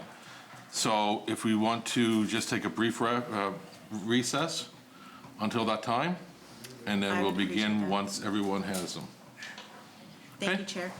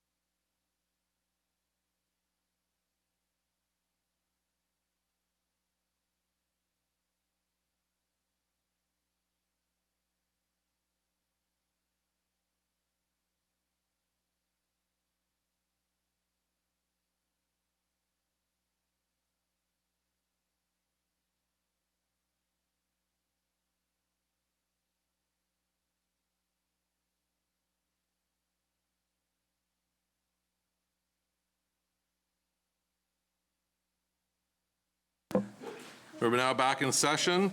Members, there was 2 documents that were tabled today that were referring to capital expenditures.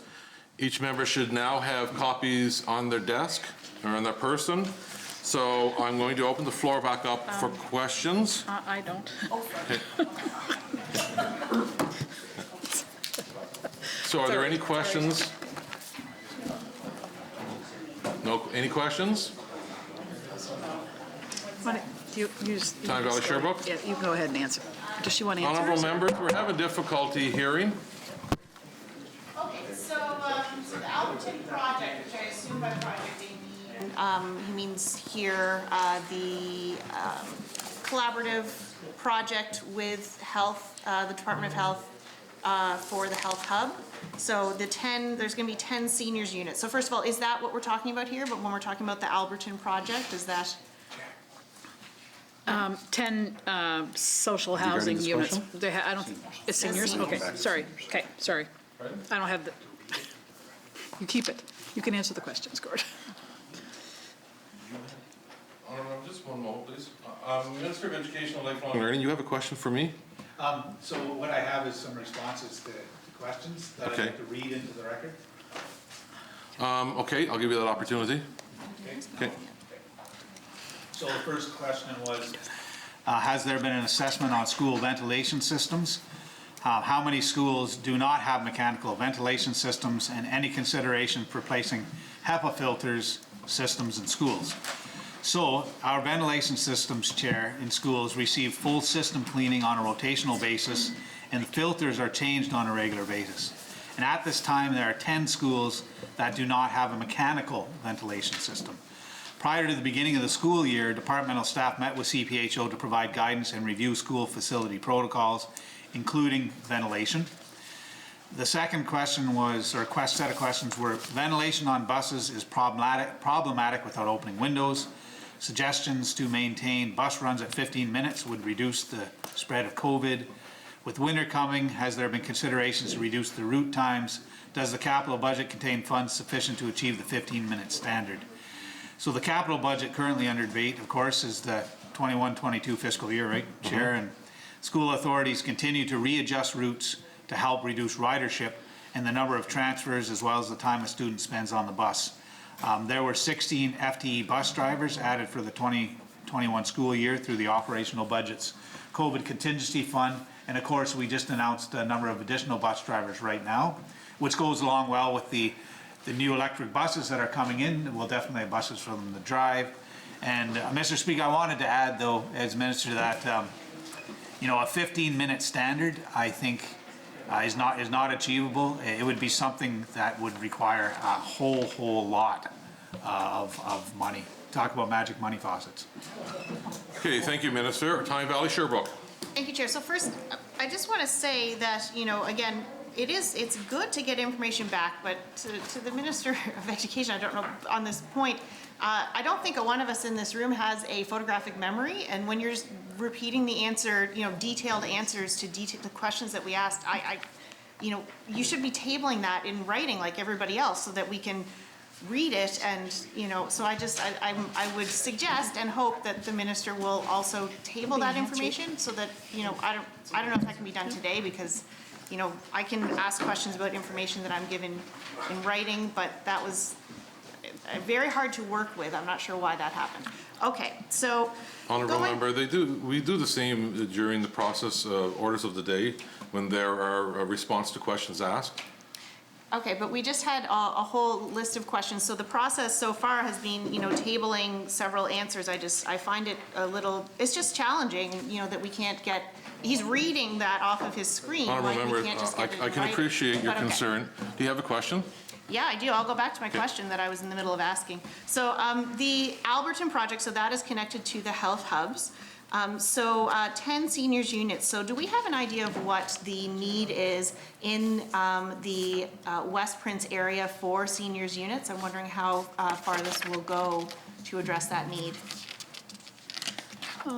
I can't really answer that, honourable member. I don't see it here in the responses, but be quite happy to bring that back. Intervention from the Minister of Social Development and Housing. Thank you, Chair. If I can get that information back here very shortly, I'll endeavor to do so. Thank you. Thank you very much, Minister. Tyne Valley Sherbrooke? Chair, yeah, and I'll just add that, because we are sort of approaching the end of the budget, and the challenge I'm finding is that, again, it's really good to get information back. Not all information. I know I'm still waiting on some questions that, I had asked. I don't have answers to those that we could very well get to the end of the budget today or tomorrow, and, it's challenging when we're not getting the full detailed information back that we could be. So that's not a question, just that's all. Thank you, Chair. Mermaid Stratford. Thank you, Chair. And I would just like to, from the answer from the Minister of Education and Lifelong Learning, just to clarify, I'm not looking for all bus runs to be at 15 minutes, but there are other standards and other things that can be put in place in order to decrease the chances of the concentration of the virus to increase, such as, opening windows is one, and HEPA filters, and there's studies around that. So I just wanted to clarify that I wasn't saying bus runs should be down to 15 minutes. That's what optimal is, without having mechanical ventilation of some sort in order to assist. So I just wanted to point that out, and I don't have any further questions on this. Okay, thank you. Shall the section carry? Carry.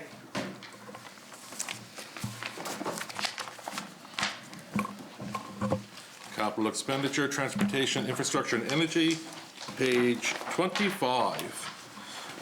2021-2022 budget estimate, land appropriations provided for land purchases.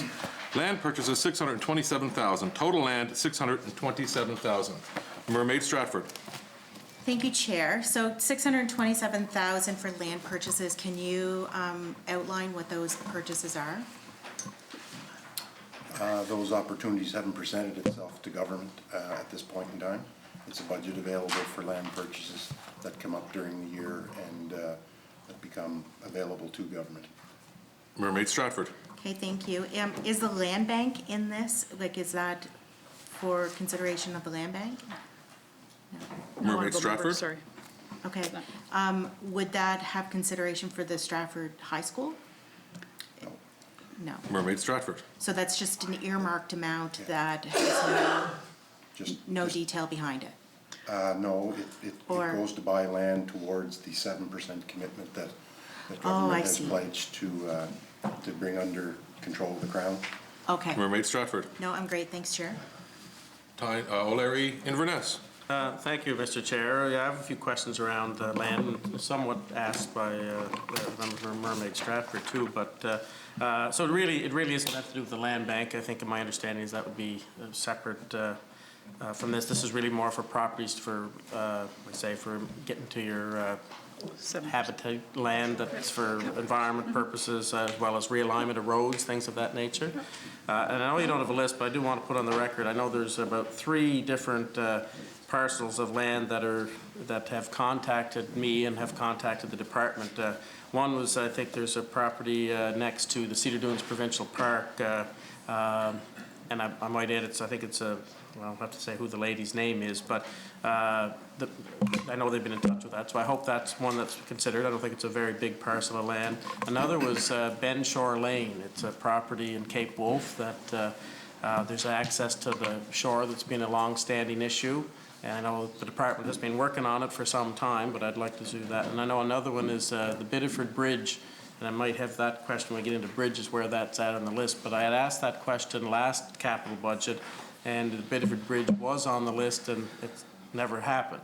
So, so I'm just wondering if there's still a possibility of acquiring some land there to realign that road to take out the safety hazards that are on that bridge. So I just wanted to get them into the record. I know you don't have necessarily an answer for them there, but maybe your department can follow up a little later on, bring those questions back. Thank you, Mr. Chair. Thank you, Mr. Speaker, Honourable Member. I just want to clarify, it's not for realignment of roads. We don't use this particular section for realignment of roads. Yeah. So the other 2 then would apply. Yeah. Mermaid Stratford. Great, thank you, Chair.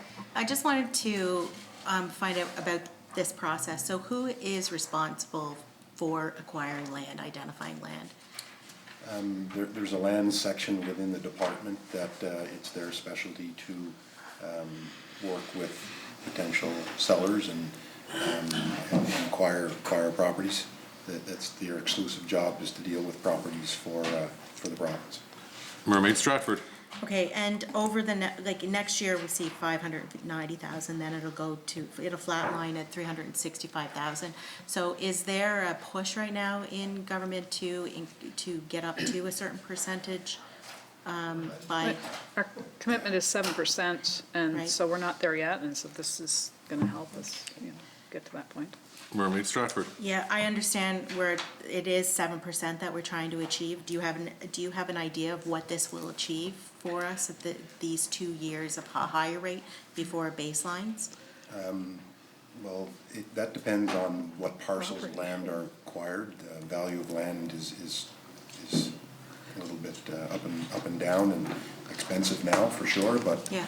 what I can say is that in last year, so the most recent year concluded, we were able to purchase about 673 acres of land for the budget available. Mermaid Stratford. I'm great, thank you, Chair. Summerside South Drive. Chair.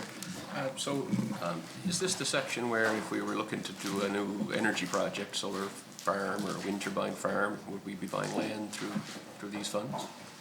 No, and remember, this is exclusively for acquiring land to meet our 7% target for natural areas. Summerside South Drive. Thank you, Chair. So it'd be all protected land with absolutely no development whatsoever? Is that? Protected land, yes, protected areas. Okay, thank you, Chair. You're welcome. Shall a section carry? Equipment appropriations provided for acquisition of equipment. Light fleet, $1,250,000. Heavy equipment, $1,750,000. Electric vehicle charging stations, $270,000. Total equipment, $3,270,000. Summerside South Drive. Thank you, Chair. So you spent an extra $500,000 on the light fleet. Why? The department has been every year asking for additional funds in this area to reduce the age of the fleet, given the number of kilometers that are on the total fleet. So we did add some funding to this particular section for that, along with some funds to start electrifying the fleet as well. Summerside South Drive. So how much of that was for zero-emission vehicles? The fleet of electric vehicles now stands at 14 within the province. Summerside South Drive. I'm sorry, Chair, got my earbuds in now. Could you repeat that number again? 14 within the 14 province. electric and hybrid combined. Okay. Summerside South Drive. Thank you, Chair. Out of how many vehicles? There's approximately 360 or 370 light fleet vehicles. Summerside South Drive. And how long have we had these 14, are those brand new purchases? We've had some for quite some time, have we not? Yes, we did have some and we bought some more. I'm just going to try to find the exact number here over the course of the current year. This budget was just increased in the 2021 fiscal year. So, and as you can appreciate, I guess trying to access vehicles has been difficult during this year. But I'm just going to try to find the number here if you bear with me for a moment. Sure.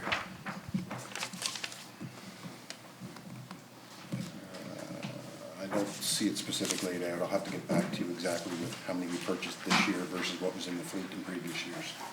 Summerside South Drive. I'd appreciate that. And so do we only buy new anytime we're going through this process, or are used vehicles also something we consider? Generally, we would be looking new vehicles when we tender. We find it difficult to tender for used vehicles. We have procured some used equipment in the heavy fleet when pieces become available from contractors, but generally we'd be going on a new process. Summerside South Drive. Thank you, Chair. How many of these vehicles would be like trucks, I guess you'd classify them as? That's a good question. I do not have the breakdown, but we would have a high percentage of trucks in the light fleet. Summerside South Drive. Very good. Could you bring that back when you bring back the amount of electrics we just bought as well? Let's go down to the electric vehicle charging stations here. We've got 270,000 and that's a bump up of another 120,000 from what we spent last year. What's that extra 120,000 for? I believe it's to roll out more charging stations across government-owned facilities. Summerside South Drive? So those be like a bunch of level 2 or a few more level 3 chargers? Do we have a plan there? Level 2 chargers based on the information that has been provided to me. Summerside South Drive? Do you have any idea how many of those these funds? Approximately 30. Summerside South Drive? Thank you, Chair. The electric buses that we're getting, is that coming out of this budget here as well? No, each electric bus comes with its own charger. Summerside South Drive? Thank you, Chair. So any of these charging stations we get, are they going to be connected to the internet and have smart charging capabilities? I do not have that information. Summerside South Drive? Thank you, Chair. So we had the Special Committee on Climate Change come out with a recommendation to use vehicle-to-grid technologies as a pilot with our electric buses that we've purchased. So none of this is being used to do that pilot that the committee recommended? None of this particular budget, no. Summerside South Drive? Is that coming out of some other place in this budget? I'm not aware of that process for the smart grid for the school buses. I'll have to bring that back. Summerside South Drive? Thank you, Chair. I'll let someone else ask some questions for a moment. Mermaid Stratford? Thank you, Chair. And just to touch on the light fleet again, I've actually had constituents mention to me that government can be leaders in bringing in electric cars into the province, and we've seen that happen in places like Quebec where you get that rotation that happens, right? Because when government purchases the electric vehicle and then 2 or 3 years later, whenever the lease is up or whenever they go to sell it, it goes out and then it can be purchased as a used vehicle. Is that something that government is discussing about how, like, especially now with the change in reaching your targets by 2030, it really is a way to I guess, jumpstart electric vehicles here on the island when government is leading the way in that, and then helping islanders to get secondhand electric vehicles. So I'm just wondering if that's part of the plan, overall plan here. I would assume that through the minister, that would be, part of his plan, but I can't speak to that here on the floor, but we can get information on that. Okay. Mermaid Stratford? Thank you. I'm great. Thanks, Chair. Summerside South Drive? Thank you, Chair. So with a baseline spending of $1.25 million per year, how long will it take to convert the entire fleet to zero-emission vehicles? I believe we had this exact discussion last year, and again, the light fleet in all its entirety at this point in time, and the number and the style of vehicles on the road doesn't lend itself to entirely switching at this point. There's just not the units out there, but I think the amount that is included would make a dent in it, but we won't. I don't have the year or any plan for that. Summerside South Drive? Thank you, Chair. Well, I mean, since we had that conversation last year, I would hope we'd have at least an idea of how we're going to transition the part we can transition, how much that would cost, and now we have our targets of 2030. We better be spending enough per year to hit our targets, is where I'm going with this, I suppose. Has there been any analysis done on what we'll need to spend by 2030 in order to get ourselves there? Again, with the new and recent announcement of the pathway to net 30, I think all the programs right now are kind of working their way through that process. So I would assume, and again, that's the second time I said I would assume, and I don't like to assume, but the department is looking at the overall fleet and the actual units that are available out there to purchase right now as to how they go forward meeting the needs of the department through the utilization of light fleet and then the opportunities to transition into vehicles into the electric market. Summerside South Drive? Thank you, Chair. I don't like you having to assume all this stuff either, sir. I was just chatting with my honourable colleague beside me, and they were telling me about the previous capital budgets and how the ministers would always be on the floor to be able to answer these questions instead of the... Honourable member, the ministers are not on the floor. The Minister of Finance is on the floor promoting the thing. This is the capital. Summerside South Drive, do you have a question? Back to the answer. Summerside South Drive? Summerside South Drive, do you have a question? Yeah, I'm aware this is the capital budget. Your leader can't even stop laughing. Summerside South Drive, you have the floor. Do you have a question? Sure. So some of the chargers that are out there in our current charging network are old and some no longer work. Does this include repairing the non-functional? I think of the North Cape charger in particular. I don't see North Cape on the list of planned sites for next year, so Did you say repairing? yeah, it's not working right now.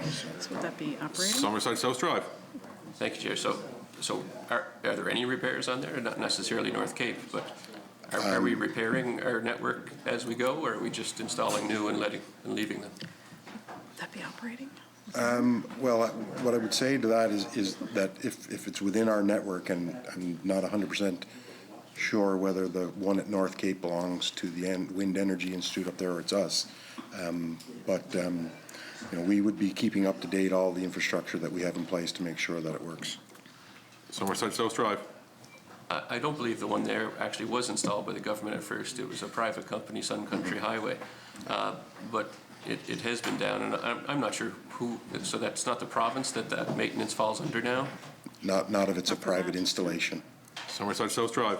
Very good, Chair. So I would just urge you to consider having a charging station to replace that one, if indeed that one's going to be out of commission forever because the company is gone. It'd be a good place for us to have a charger. Summerside South Drive. I'm okay for now. Thank you, Chair. Summerside Wilmot. Thank you, Chair. I appreciate the conversation that was happening earlier, that there are a limited amount of electric vehicles that can be procured immediately, particularly new ones. But I'm also aware that trucks isn't our only option, and I'm just wondering, when you bring back the list of how many trucks we actually have in the light fleet currently, if you would also bring back an assessment of how many trucks are actually needed. Absolutely. Summerside Wilmot. Thank you, Chair. I think it's an important point because we're now on our way to 2030 targets and 2040 targets that are ambitious, and government needs to lead the way. And I would just love to know if anyone has considered whether or not all the trucks that government has in its fleet currently are necessary or excessive. Has this been talked about at all? It's a conversation that we have had and will continue to have. Summerside Wilmot. Thank you, Chair. So you wouldn't mind bringing back an assessment on that for us? I said it was a conversation we've had. I can't say there's an official assessment done, but I will look into that. Summerside Wilmot. Thank you, Chair. If that's not being done, is that something you would consider doing? Absolutely. Summerside Wilmot. Thank you, Chair. I'm good. Shall the section carry? Carry. Capital improvements, highways. Appropriations provided for highway and bridge construction. Bridges, $8,500,000. National highways, $23 million. Collector highways, $18,500,000. Provincial paving, $10 million. Active transportation, $1,250,000. Total capital improvements, highways, $61,250,000. Summerside South Drive. Chair, what criteria does government use to determine which roads will be paved? There's... Unfortunately not. Unfortunately not true. One part of the criteria. There's the whole government department within highways that looks at that. I mean, we have road supervisors who are continually driving and accessing and assessing the roads in their area, and there is always, suggestions every year as to what roads need the work. Summerside South Drive. Yeah, I'm sure there are many suggestions on which roads. I'm just wondering what due process we have in place to ensure that the roads that need the work first get it, and not just the person that's yelling the loudest. I didn't say it was the person that was yelling loudest, honourable member. What I said was we have road supervisors who assess over and over again and continually what the roads, how they look after a winter. There could be a road that moves up the list because of damage during the winter. So that is all done by, the department. Summerside South Drive. Thank you, Chair. So we have an assessment process that these assessors follow? Definitely, they'd be looking at the age of the road, the condition of the road, the number of vehicles that travel on the road would be another key consideration that is used by departmental staff. Summerside South Drive? And is it always the same process, or is it, oh, we got a lot of vehicles in this road, so it'll get replaced sooner? And like, I suppose my question is, could you table that process so we could have a look at it? I don't think you guys cared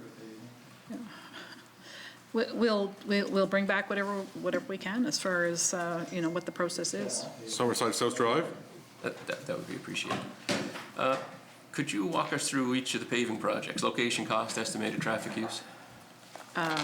No. They haven't been established yet. They haven't been, for this particular budget, they haven't totally been established. This is for the 2021-22 is what we're looking at right now, and there will be lists of roads that are looked at through the department, and especially after the winter, there's even more criteria put into, okay, what roads are really damaged, and is there roads that have to, jump the queue, I guess is what you'd say. Summerside South Drive? Very good, but we must have a long list of projects that are pre-approved, shovel-ready, the ones that we had to pile through here as fast as we could so that we could access federal funds. Could you provide us the list of the ones that are already on the agenda here? We can go to the department, and bring that back. Summerside South Drive? I'm good for now, Chair. Thank you. O'Leary Inverness? Mr. Chair and Minister, so I want to talk a little bit about some of the bridges, and once again, the Biddeford Bridge, I mentioned that, and I must commend the department. They did inform me that it would not be done. It was going to be done, and then informed me it was not going to be done. I'm not sure whether that was budget issues or what exactly the issue is, but anyway, is that a bridge that's on the agenda for it to be done this coming year? It is going to be a fairly expensive project, and if there's going to be realigning of the roads and things of that nature, so just want an update on that. I did kind of try to get a handle on what bridges were being planned for the upcoming year in anticipation of the discussion here today, and there's definitely a criteria and used on which projects go forward. Budget is one of them for sure.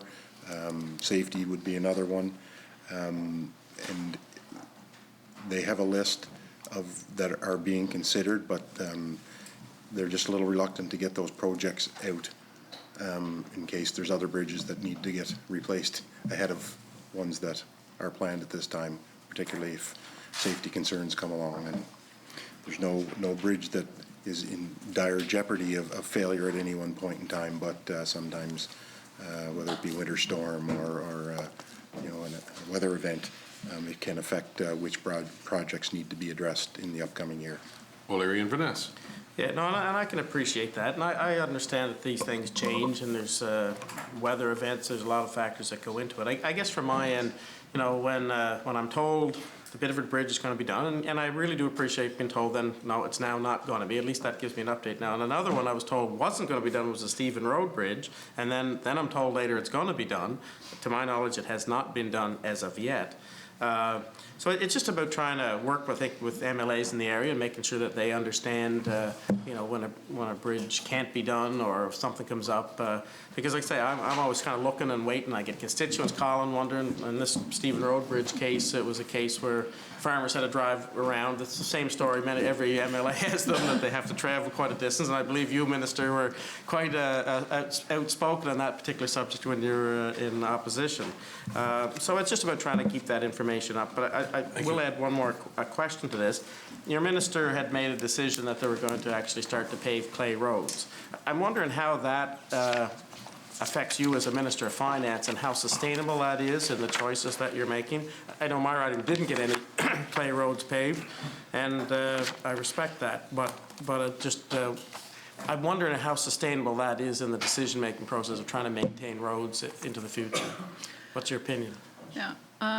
Well, I remember, I think there were a number of factors went into that decision, and I think one of them was to ensure that some of the smaller contractors that could do, move earth and such, were given work very early on in the season, and it wasn't just about paving the road, it was to ensure that we had some of those people actively working. And I mean, I will admit there's a paved portion in the border of my district, and one of the decisions was because there are probably 10 new homes on that particular paved road, or dirt road.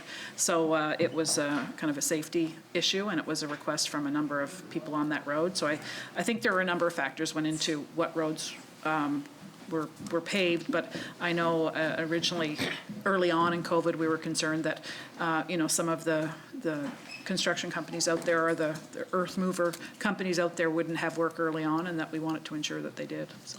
O'Leary Inverness. So are you saying that that wasn't tendered, or was tendered but just allocated for smaller contractors? It was tendered and it was allocated for smaller contractors, was my understanding. O'Leary Inverness.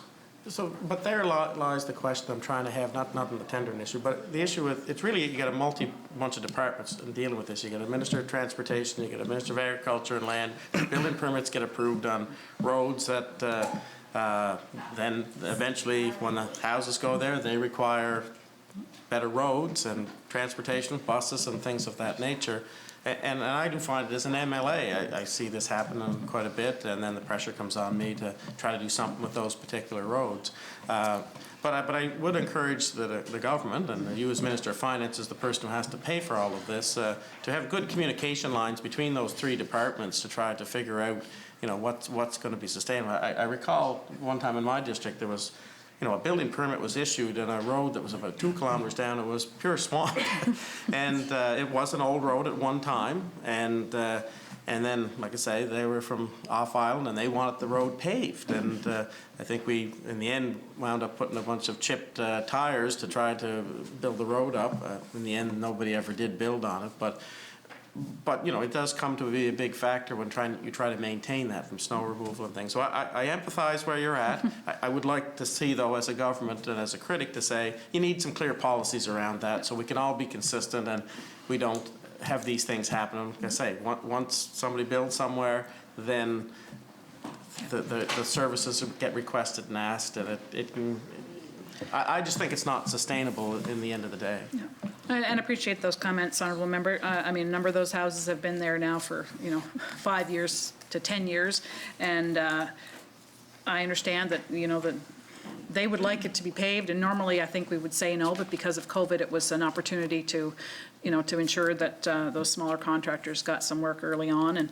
And, you know, it's something that I totally agree with. The area that I'm talking about is not part of a municipality, so it's unincorporated. So that, you know, then I've been there, done that. I've said to you a number of times, our districts are very much the same, it seems, with the questions and the issues. So I'll take that under advisement, and I'll bring it back to all the departments. Thank you. Charlottetown West Royalty. Thank you, Chair. On the Confederation Trail, the 1.15 million, and then there's nothing this year. That's construction based, correct? Was that the Fullerton's Marsh? Yeah, that was actually work done at Fullerton's Marsh. Yeah, so it would be under capital because it was actually, you know, construction, not upkeep or, yeah. Charlottetown West Royalty. So, and that money was all used up and came in. Okay, perfect. Charlottetown West Royalty. So there's no planned, other planned expansions to the Confederation Trail for the next year, 2 years? Not as per the budget right now, yeah. So. Charlottetown West Royalty. So we see that, well, there's $50,000 in, and I mean, economic growth and development maintains that, correct? Maintains the trail? And then this would be where construction is. Yeah, there would be small improvements, you know, repairing a bench or, you know, putting up a little shelter or, Yeah. Okay, so but that. Charlottetown West Royalty? We see that money's kind of considerably down, so. I'll ask, the active transportation fund, 1.25, do you have any details on where those projects will be? we really don't have any specifics on what that money will be allocated for. Charlottetown West Royalty? There's nothing in your book? no, we can bring that back. It would be, you know, planned projects Yeah. in the next year or so. Charlottetown West Royalty? I know, the reason why I ask is I've been working very, very hard on a trail system for my area quite extensively. Get on the list, get on the list. Get on the list, you're after I am, Mr. Premier. That was $5 million. Was that, when that announcement was brought out, it was a $5 million fund. Was that annualized, or was it like, was that a capital budget fund? You can recall, like? There was an operating component for projects for other people to build and own, which we would provide a grant to through the operating budget. This would be for our roadways and things that government owns. So it's very much a complementary to working with the other parties as they connect the trails together. Charlottetown West Royalty? I don't understand. So if a community approached government to maybe put in a walking trail or connect a trail to the you know, the rails to trails, I guess, then there would be opportunity for government to help with that through the operating budget. Charlottetown West Royalty? But this is actually for government-owned work. Oh, so this is for government-owned properties? Yeah, government-owned roadways and paved shoulders and areas that government owns, not where a municipality may control a piece of property that they're trying to build active transportation within their jurisdiction. Charlottetown West Royalty? I have an example in mind, but could you give me an example? I don't know about Brackley, but. Oh, we don't know Brackley. Well, in the village of Murray Harbor, which is in my community, right? They could say, we want to put in a trail that takes you around the shore, you know, and they own, if they own that property, versus government saying, we own a road to the shore and we're gonna do some work on that to put in a bike path. So two different, you know, if it's government owned versus municipality owned. Gotcha. Charlottetown West Royalty? Thanks for the explanation. So we can find other sources of funding in the operational budget. Okay, that's, okay, perfect. No, the reason why I asked is because people have often talked to me, like the active transportation trail, or the system is all set up to move people from one place to another. So it's, right now, you know, the Confederation Trail, getting from there into downtown Charlottetown, that's the name of the game for the active transportation trail, and it's all about connecting PEI, wellness, and I just want to make sure that, you know, I've got people from my district who could use that on a regular basis, but drive to Bonchaw instead, and then go to the trail system there, which is nice and beautiful and stuff, but I want really a focus and simplify this moving forward, because it's been quite difficult to talk and to figure out where things are over the last 6 months, and I'm really being nice about it and trying, so, yeah. Well, I maybe would suggest the honorable member talk to the city about, you know, connecting with the province, you know, or rails to trails. So it's you know, work in tandem, I guess. Yeah, perfect. Charlottetown West Royalty? Great, thank you, good answers. Mermaid Stratford? Thank you, Chair. And I'm going to say I'm actually going to jump off of Valeri and Vanessa's questions. I don't often do that, but That's a good thing. But I'm going to. So when it comes, can you give us a percentage breakdown of the budget between paving new clay roads versus paved, like the ones that had already been paved? I don't need you to name the roads, just a percentage of the two. I can tell you based on, again, on information provided for the 2020 construction season, approximately $4.7 million was set aside to pave unpaved roads. Mermaid Stratford? Okay, thank you, Chair. And so the provincial paving budget was about 10 million, so we're talking approximately 50% of that budget is going towards paving new roads. That was at last year's budget for the 2020 construction season. And I'm just looking because we did have that special warrant that was approved for additional spending during the 20 construction season. And that budget it was 8 million in the 2021, and with the special warrant it was increased to 16.7. So approximately 25% of that budget. Mermaid Stratford. So 25% of the special warrant, 50 million, and approximately 50%? No, Oh, sorry. 25% of the total for provincial paving, which was 16.7 million. 4.7 of that was allocated to paving unpaved roads. Mermaid Stratford. Okay. So, as with any capital spend, there will be an impact to the operation budget at the end of the day. Yep. Have you done an assessment on what the increase to the operational budget will be, given the fact that we now have these new roads that we need to incorporate into operational? They, based on the information again, the roads that were selected were year-round roads so that they receive winter and summer maintenance on them. So they think that there will be less of the operational effect by actually paving it on a go-forward basis. Mermaid Stratford. Okay, thank you. Now, information on these roads has been very difficult to get. There was a written question put in. I believe that there's a FOIP request in, and we are asking for this. Is it possible to table the roads that were completed from the 2020 construction period? I don't have that information here, but if I think you read them all off in the Anderson Day. Yeah, I think you did. well, there was a plan for Yeah, sure. we'll put that to the department and bring back. Mermaid yeah. Stratford. Okay, I appreciate that. Because just one thing I'd like to point out, I mean, the roads on PEI have about half the life expectancy of the national life expectancy. So for our main roads, our national roads, we're looking at approximately 15 years. You get a couple extra years on the collectors, and then, you know, you're about 20, I guess, for others.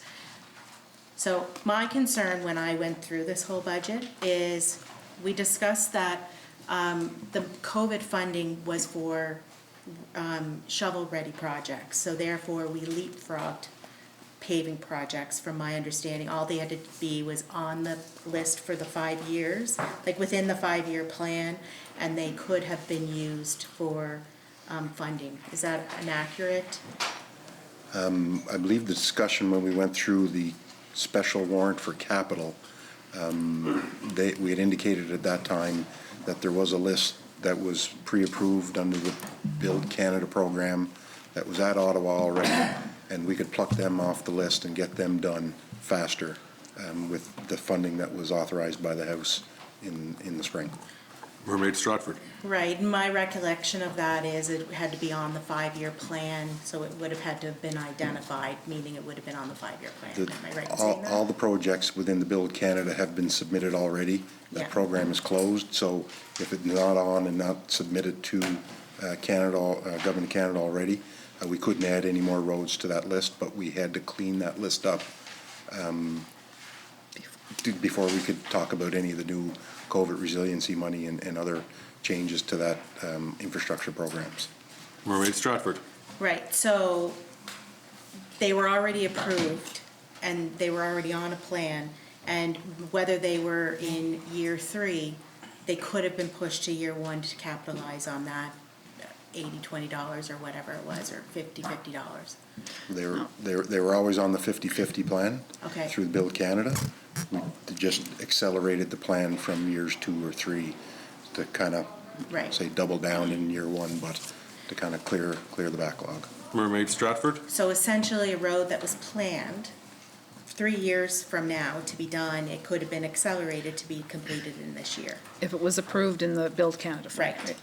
Mermaid Stratford. Thank you, Chair. Because what I'm trying to get at is your return on investment. And when you do a return on investment in roads and you shorten that time frame, especially when the life expectancy of the road for PEI is so short anyway, that if we were to take road projects that were in year 4, for instance, where we didn't think that they needed to be done for 4 years, essentially we're taking 4 years off the life expectancy of the road when it's already a short time frame. Do you know what I'm getting at? I would say, Honourable Member, that they needed to be done before year 4, but because of the amount of money we're willing to put forward before COVID, it wasn't going to be done till year 4. Okay. So, and in order to access the COVID Resiliency Fund through the federal government and the other programs, the request was put in that we clear the books for the Build Canada Fund in order to access new funding through the Resiliency Fund, which will help with schools and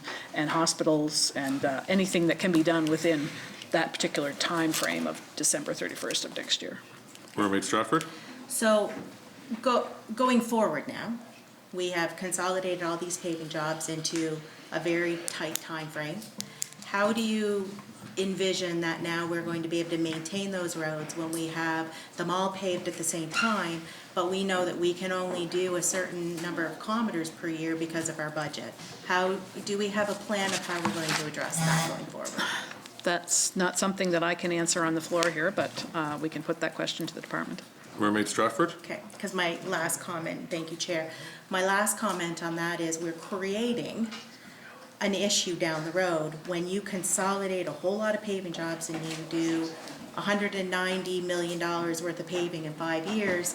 Essentially, when those roads come due, you've just now clustered them all into a very small period in which governments in the future are going to have to deal with that.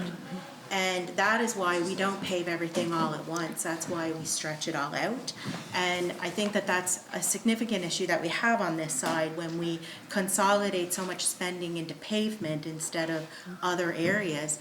That's got to be addressed because it's not something that lasts 40 years. It's something that lasts 15 years. So foreseeably within the next 3 governments, we are now creating a big problem that I don't know if there's a solution for, which is part of my challenge with how much this budget has in payment. Honourable Member, we could have left that money on the table and Island roads wouldn't have got paved. That would be the other suggestion, and that would be the only other alternative to this Build Canada Fund, that the federal government asked us to clear the slate of that before we could access the COVID Resiliency Fund. So we're kind of put over a barrel, and I think if you ask most Islanders, they would say they're quite happy that we chose to pave versus not getting that pavement done.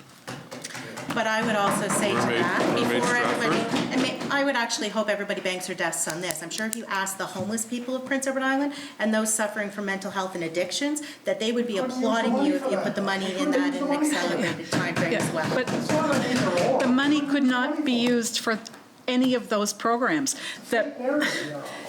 You can say that all you want, but Honourable Member, the specification from the federal government was for the approved Build Canada Fund, approved projects that they had to be done to clear the slate to do the COVID resiliency, which helped with hospital repairs and school repairs, which normally we would not get any funding from the federal government.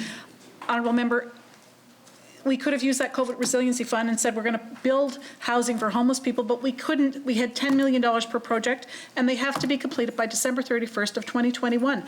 Not feasible. So in order to access the money federal government was offering, this is what had to be done.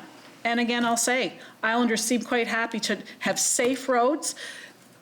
Our primary producers are very happy to have safe roads to get their product to market, and I will stand by the decision made by this government to improve the roads that Islanders drive on every day.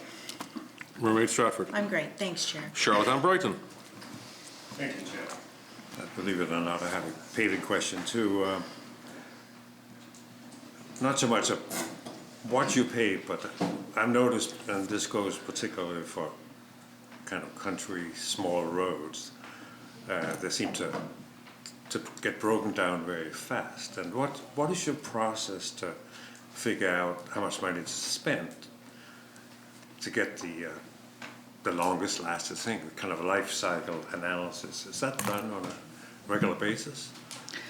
Honourable Member, that's a question that I've asked as well, because I know in my own district some roads seem to last for a fairly long time and others don't, and I think part of that would be with whatever the base is underneath that, but also I would assume it might have to do with the composition of the paving at the time or the weather. I think there are a number of factors go into that. I'm sure the department has a better answer than I do, and I'd be quite happy to bring that answer back. Charlottetown Brighton.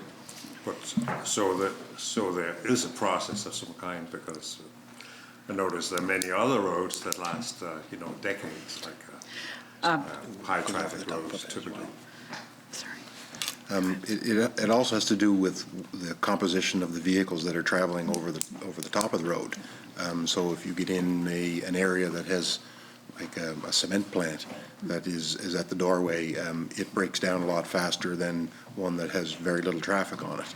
So if you have just regular motor vehicles going over the top, or potato trucks going over the top in the spring and the fall when the roadbed is soft, you'll find you'll have deterioration. So between sort of the axle weight that is allowed per vehicle and the spring restrictions that are put on, there is some factors that the department uses to try to kind of ensure that the roads hold up for the long.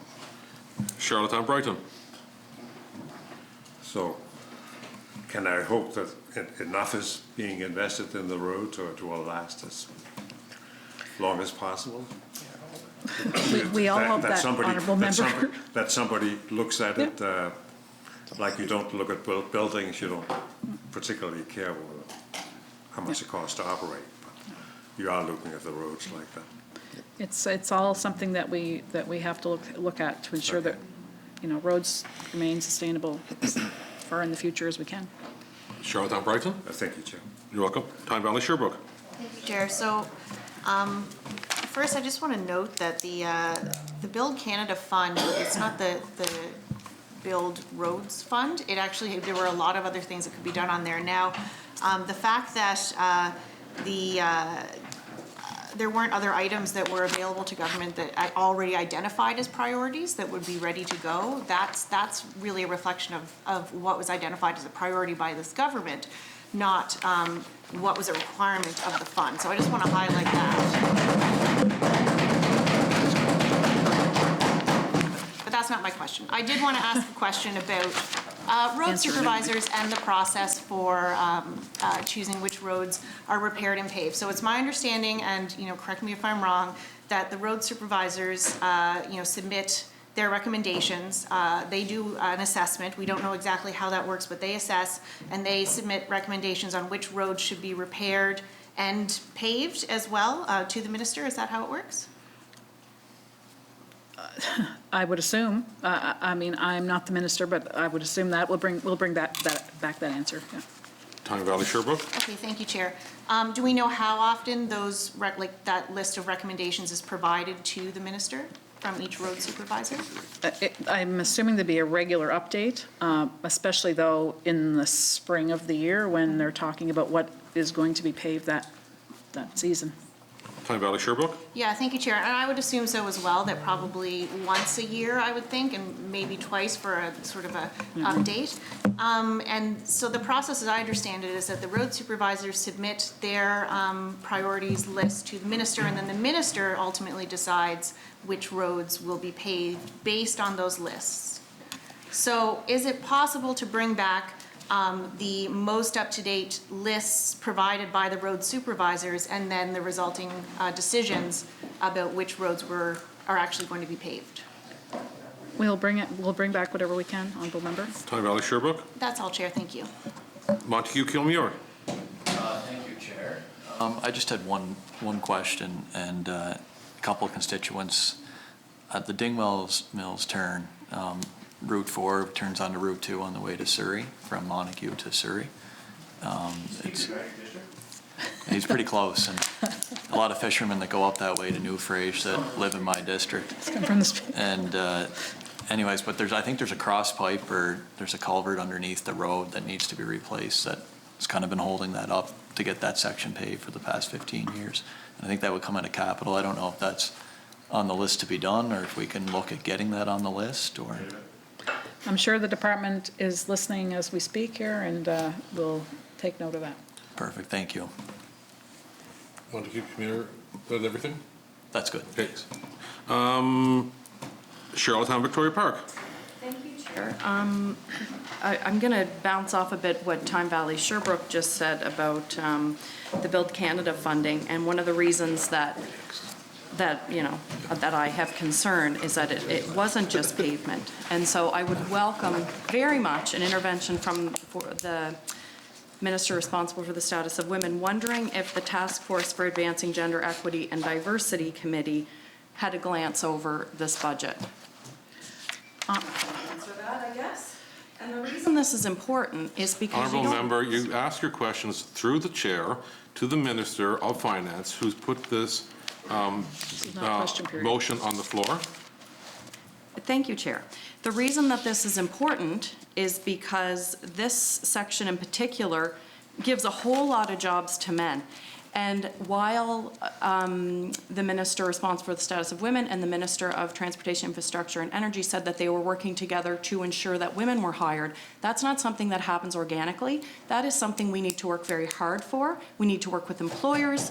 We need to make workspaces accessible and safe because things look a little bit different. And I really am not convinced that that was done here. So, you know, as we consider this as economic recovery, perhaps the section should fall under that. I guess that was just more of a comment. I'll leave it there, Chair. Thank you for that, honourable member. The Leader of the Third Party. Well, thanks, Chair. I'm going to try to change things here a little bit. I'm going to commend the government for what you've done on our roads this past season. I travel number 2 every day, and it's quite nice to be able to have my car not rattling. I also would like to say I'm hearing a lot of comments in here from people from urban centres, and I don't mind seeing the bypass being paved around Charlottetown. I don't mind seeing this new turning lane they put in there at St. Peter's Road. Like, we in rural PEI need roads repaired, and we need some roads paved. We have people on them. We have people that go to work every day. And I'm going to give you an example of a road in my district that was a ½ kilometer long that was paved 11 years ago. And all the department has done to it in 11 years is plow it, which they did all along. But the only added expense was put a line in the middle of it every year because it faded. Till this year, they put 2 shovels of asphalt where there was a pothole. Like, this is an issue that I know from being in government, there's a pot of money for transportation, there's a pot of money for education, there's a pot of money for health. I agree we could be spending more in some of those areas, but I know the minister is doing the best he can, and I appreciate the roads that are being paved. Now, I know we talk pavement over people. This isn't pavement over people. This is worrying about islanders' well-being, traveling back and forth to work, and I appreciate what's being done. I will have one concern, and one question is the allocation of it. Like, and I've said this for years, we need to have at least 5 to 10 kilometers per year of road work done in our districts to keep the roads serviceable, so you're not spending a whole bunch of money or the road doesn't all break up and then you got to go in and fix the whole thing. And as one individual said, you get about 15 years out of a road, but we have to remember there's collector roads, which the asphalt's thicker for big trucks, and there's other roads that big trucks aren't allowed to go on or shouldn't be going on. And the highway is totally different. So if there's anything that could be done, is there should be I'll use the word equal, but there should be more thought given to rural PEI and districts that all my roads are rural. The city of Charlottetown or the city of Summerside does not look after any of them, like some of the members in here have that luxury. We get phone calls daily on roads, daily, winter, summer, and fall. So it's a concern for us. So anything can be done to fix our roads. Kudos. Thank you very much, honourable member. Thank you for your comments, and I know when I was in opposition, the question about, you know, ensuring that enough paving was done in a district, you know, I think mine's the 2nd or 3rd largest on PEI, and there are a lot of roads, and we can say we don't want to have those roads, but they're there, and we want to make sure that people are traveling safely on those roads. So thank you for your comments, and I feel the majority of Islanders feel the same way. That's all I've heard is positive comments on that, so thank you. You're welcome. Summerside South Drive. I am wondering, I've heard the Minister of Finance here say that we usually don't spend all of our infrastructure funding. And some questions I asked before. Is there usually money left on the table for these infrastructure funds? That's not what I said, honourable member. I think you must have misunderstood. Perhaps. So do we always use up all of these funds? It comes available to us. if we complete the work within a year, you know, that it's allocated, if maybe a job doesn't get done, you know, we've seen it with infrastructure before that, you know, and with this capital budget, that some of the work isn't getting done within a calendar or a business year, but the money will be allocated to the next year. The money that they don't use. Thank you, Chair. So we always have to use up our funds before we have access to the next batch of federal funds that come around. We never leave anything on the table. Is that what I'm hearing? That's not what I'm saying, Honourable Member. What I'm saying is we have a budget here, that the Build Canada Fund and accessing those funds, that was a one of because of COVID. They wanted to ensure that, you know, we kept the economy going, that we finished the projects that were there or worked on the projects that were there through the Build Canada Fund that had already been approved in order to access the new funding through the COVID Resiliency Fund. But year to year and through the capital budget, we only spend whatever we spend. And it might not be the total amount that's budgeted, but if it's not, then it's allocated to the next year. And I think I explained this to you before, Honourable Member, that any of the capital budget spending goes directly to our debt. So if we had $10 million on the table that we had planned to spend, we're not going to spend it. We do not have to borrow that until the next year when we spend it. Summerside South Drive. Clear as mud. Clear as mud. So I suppose when it gets right down to it is, can the money be left on the table? The Build Canada Fund could have been left on the table, yes, absolutely. And we wouldn't have paved the roads. Summerside South Drive. And that was 50-cent dollars, is that correct? Yep. Summerside South Drive. And the new fund is 20-cent dollars, is that correct? It's a different fund, totally different fund with a different lens, with different parameters. It's up to $10 million, and the project has to be completed by December 31st of 2021. So totally different fund from the Build Canada Fund, but the federal government wanted that Build Canada Fund work done before they brought on new programs such as the COVID Resiliency Fund. Summerside South Drive. Thank you. They wanted or they required? You Suggested. Summerside South Drive. So we could have just reapplied for this new fund and done it for a lot less money? Is that? No. There were parameters around the application process, the parameters around, what qualified. The total max was $10 million for any one project, and it had to be completed by December 31st of 2021. Summerside South Drive. So we couldn't have done these roads in that time frame, and they don't qualify for this new fund? We already had roads approved through the $50-50, and we're trying to use the 80-20 Resiliency Fund for projects that would never be able to access any federal government funding. So like we're doing repairs to schools and expansions, we're doing repairs to hospitals. Those projects would never ever get the federal funding. So we're using $80-20 to do that work through the Resiliency Fund that normally we would be paying the full shot for. Summerside South Drive. Thank you, Chair. So could you just let me know what all of those projects that aren't roads that we were so eager to get to with the COVID resiliency funds are? I heard the Premier mention schools. Is there anything else aside from roads that we're focusing on? We said earlier on the floor here that not all of those the applications are not all in. We have a list from every department of, would like to do, and we'll make sure, and I think Three big ones, really. Really, we had projects submitted from education, health, and from TIE, who runs all the other government infrastructure. So between those three departments, there was sufficient projects to access the $36.7 million that was available under this particular fund. Summerside South Drive.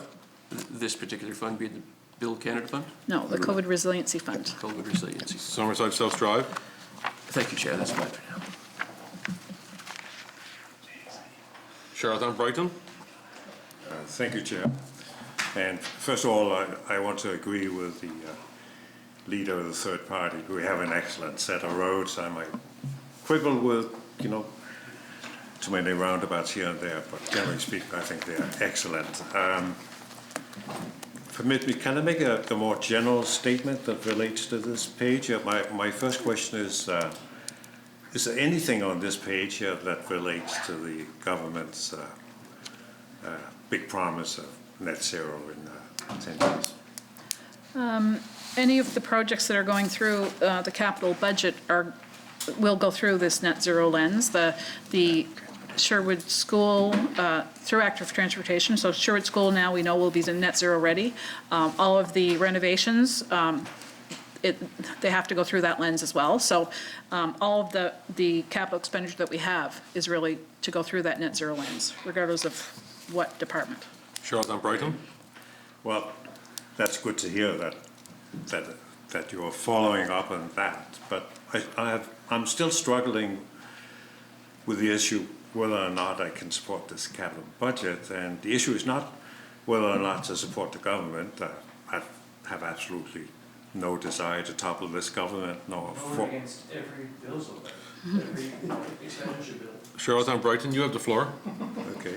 How could you not say that? But, and in fact, the budget has many items that meet my own goals. There's more housing, a critical issue to me. Even more dear is that this government has committed to make all new government-funded projects net zero that you just confirmed. And indeed, there's a government announcement that you have promised these incredible aggressive goals of meeting net zero energy in just 10 years and full carbon neutrality by 2040. So obviously I like that, but what I have a problem with is the overall details here, and I appreciate that after I complained earlier, some ministers have come forth with details when asked. Because as an elected representative of PEI, as an MLA, I have to scrutinize the budget and decide if the budget is responsible use of taxpayers' money. That's one of my key roles. So the issue is not so much a discussion of whether the government of the day creates a budget to meet the agenda set out in their election platform. That platform and agenda will, of course, differ from the agenda of the opposition and third parties. That's to be expected. But I have a problem, and there's going to be disagreements, but that's not what I'm talking about. That's politics. What I'm talking about is the incredible resistance from this government to provide the detailed information that's needed. It was a lot easier last year at the same sitting here, for instance, to get information from the ministers. Without that detailed information, how can I, as an MLA, decide to vote yes or no to the budget? 13 million for housing. What's the money spent on it? Affordable or not? Playgrounds or not? Without access to the budget details, I have no ability to evaluate whether this particular expenditure should be approved or not. So what the government is asking me is to rubber stamp their budget. You don't have to rubber stamp it. Yeah. Charlotte Brighton, do you have a question? After today, I kind of wish you would, to be honest. Charlotte Brighton? Okay, Leader of the Opposition. Leader of the Opposition has the floor. Okay. Thanks, Chair. I think it's important, as the member for the official opposition who lives in the most and represents the most rural district from our caucus, that I make some sort of comment about our caucus and our relationship with roads. There's nobody in this caucus who does not want good roads on Prince Edward Island. I need to be absolutely clear about that. We want good roads. We're not suggesting that we don't spend money on roads. What we are suggesting is that we have a balanced approach. I asked a question to the Premier the other day about, I don't remember exactly what the question was, but it was around governance being that difficult job of meeting unlimited needs with limited needs. And despite what you say, Minister, regarding the Build Canada Fund, it is not a fund that was solely and specifically for road building. It's a Build Canada Fund, and it could have been used for other purposes. We could have spent it on health facilities, we could have spent it on housing, we could have spent it on schools, but this government chose to spend almost 100% of it on paving, and that has consequences. I stood up in this House in response to the Minister of Transportation, Infrastructure and Energy's response to a question from last year, and I described it as the most satisfying response I'd ever had in this House, and it was to do with the fact that we are now, from now on, and this was last year, this statement, we are going to spend money not on large new projects of paving new roads, but on maintaining the road structure and inventory that we have. I love that. But we find here this year that we're spending money paving what have been for their whole lives dirt roads on Prince Edward Island, and we just don't, I have yet to have a justification for that. I think what we're looking for, and the leader of the third party said this, is when we talk about our roads, we want equitable spending across this province, because when I talk about our roads, I'm not talking about the roads that are in my district, in District 17, and I don't think when the honourable member, the leader of the third party, says his roads, I don't think he's talking about necessarily just those in his district. I'm talking about our roads from tip to tip on Prince Edward Island, and they all need to be cared for in an equitable and fair manner. And I'm looking forward to seeing an answer to a written question that we're preparing on the distribution of how much was spent across this province on a district-to-district basis, because it's really important when we talk about our roads. We don't have possession of the roads in our district. We're talking about the roads that every islander travels on in order to have the safe and efficient transit of people and goods across this province, which is a critical part of our society and our economy. So I just want to make that clear statement. I want good roads in District 17, but I want good roads in District 1 and District 27 and District 14, and all across this province. And it's this government's responsibility to do that in a fair and equitable way and spend the money from the Build Canada Fund in a way that does not give the impression to islanders that the only thing you could spend that on was roads. That's absolutely not the case. Thank you, Chair. You're welcome. No question. Charlottetown Winslow. This is just kind of, I don't know if this is more of a question or just more of a comment, just to kind of echo what Charlottetown West Royalty had mentioned. And I don't even know if this falls into the right area or not, but one thing that was brought up to me by a constituent, and I share this exact same, thank you by the way, Chair, I share the same sentiments, is our family uses the Confederation Trails quite a bit, and to get from the Malpeque Road heading over towards the Winslow Road, you do have to cross the number 2 highway. And it was brought up to my attention as well, and I echoed the constituents' concerns, was, you know, the possibility of having something in there. I don't know, again, if this is included in that budget or in this line, but I just basically wanted you to be aware of the fact that, you know, that is an area that is used by children, by families, and it is an area that you are essentially crossing a byway or a highway or byway. So, thank you, Chair. You're welcome. Charlottetown Brighton. Thank you, Chair. I take you cutting me off was a suggestion I. Honourable member, I gave you the opportunity to ask a question, and you did not ask a question. So I moved on to the next person on the list. Do you have a question? I do have a question. Ask it, please. There's a little bit of a pertaining to this section. Yeah. Well, it relates to what we're doing here. Yes, what we're doing here is capital improvements for highways. Do you have a question? I do. And the question, the preamble I want to put in is that, one, I think the process of asking and giving back question is very unsatisfactory. I want to relate back to the fact that after the election we had a really good beginning with a sea change with the committees we set up. I'm suggesting we need a sea change with the way that we look at the budget.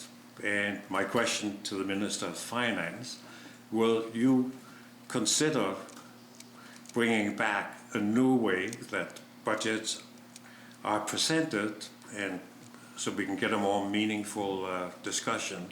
In particular, I think that each section of the budget should be presented not by you. You know a lot, but not as much as the minister and deputies in charge of each department. It should be by the questions and the answers should be led by each department and the appropriate minister. Honourable Member, traditionally and up until this point, the capital budget is on the floor of the legislature with the Minister of Finance answering the questions. That's not changed from previous years. The operating budget is a different process where you have every minister on the floor for their department, but the capital budget has always been the Minister of Finance on the floor answering the questions. And I said to one of the honourable members here today that we're more than willing to bring back the answers to the questions that are posed to us. There's no possible way of providing all the information that is needed without, you know, a lot of work from staff for every department to anticipate every question that could come forward on a capital budget. We're talking about, you know, major bills, and if there are questions in particular, we're more than happy to bring them back, Honourable Member. Charlotte Brighton. Well, as I was pointing out with the example on the committees, that was a change from the norm, what has been done before. Any change, you obviously have to do things differently. I was asking if you would consider doing it differently in the future. I don't think it's necessarily more work. For instance, when you have total capital improvements buildings, $9 million, whatever it is, obviously there's a list of what's it made out of. That's the information basically we want. It's not like it's something you have to go and do research on. Thank you for that suggestion, Honourable Member. Thank you. Shall a section carry? Capital Summerside South Drive. Thank you, Chair. So I've heard a lot that we've had to spend this money. These are the projects that were in the queue. We couldn't get in. We have a 2021 deadline for the COVID relief fund, so and it's unrealistic to do housing projects with these funds because of those reasons. Did we even try? Did we reach out to anyone? Did we put an open call out to ask people if they could come here and build us the housing? Yeah, our has been called.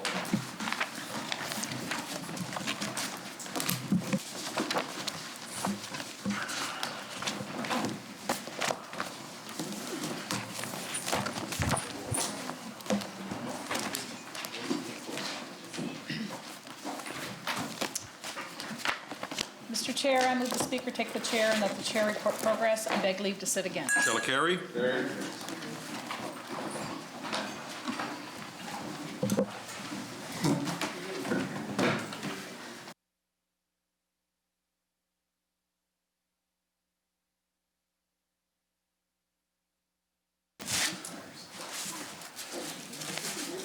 What did you get?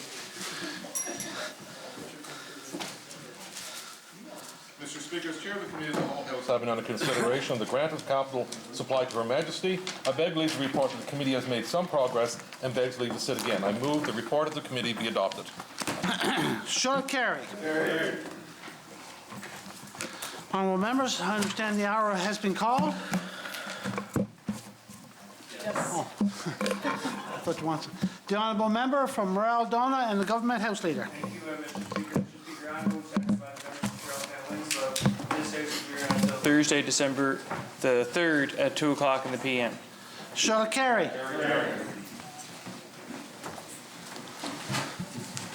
Have a good evening, honourable member.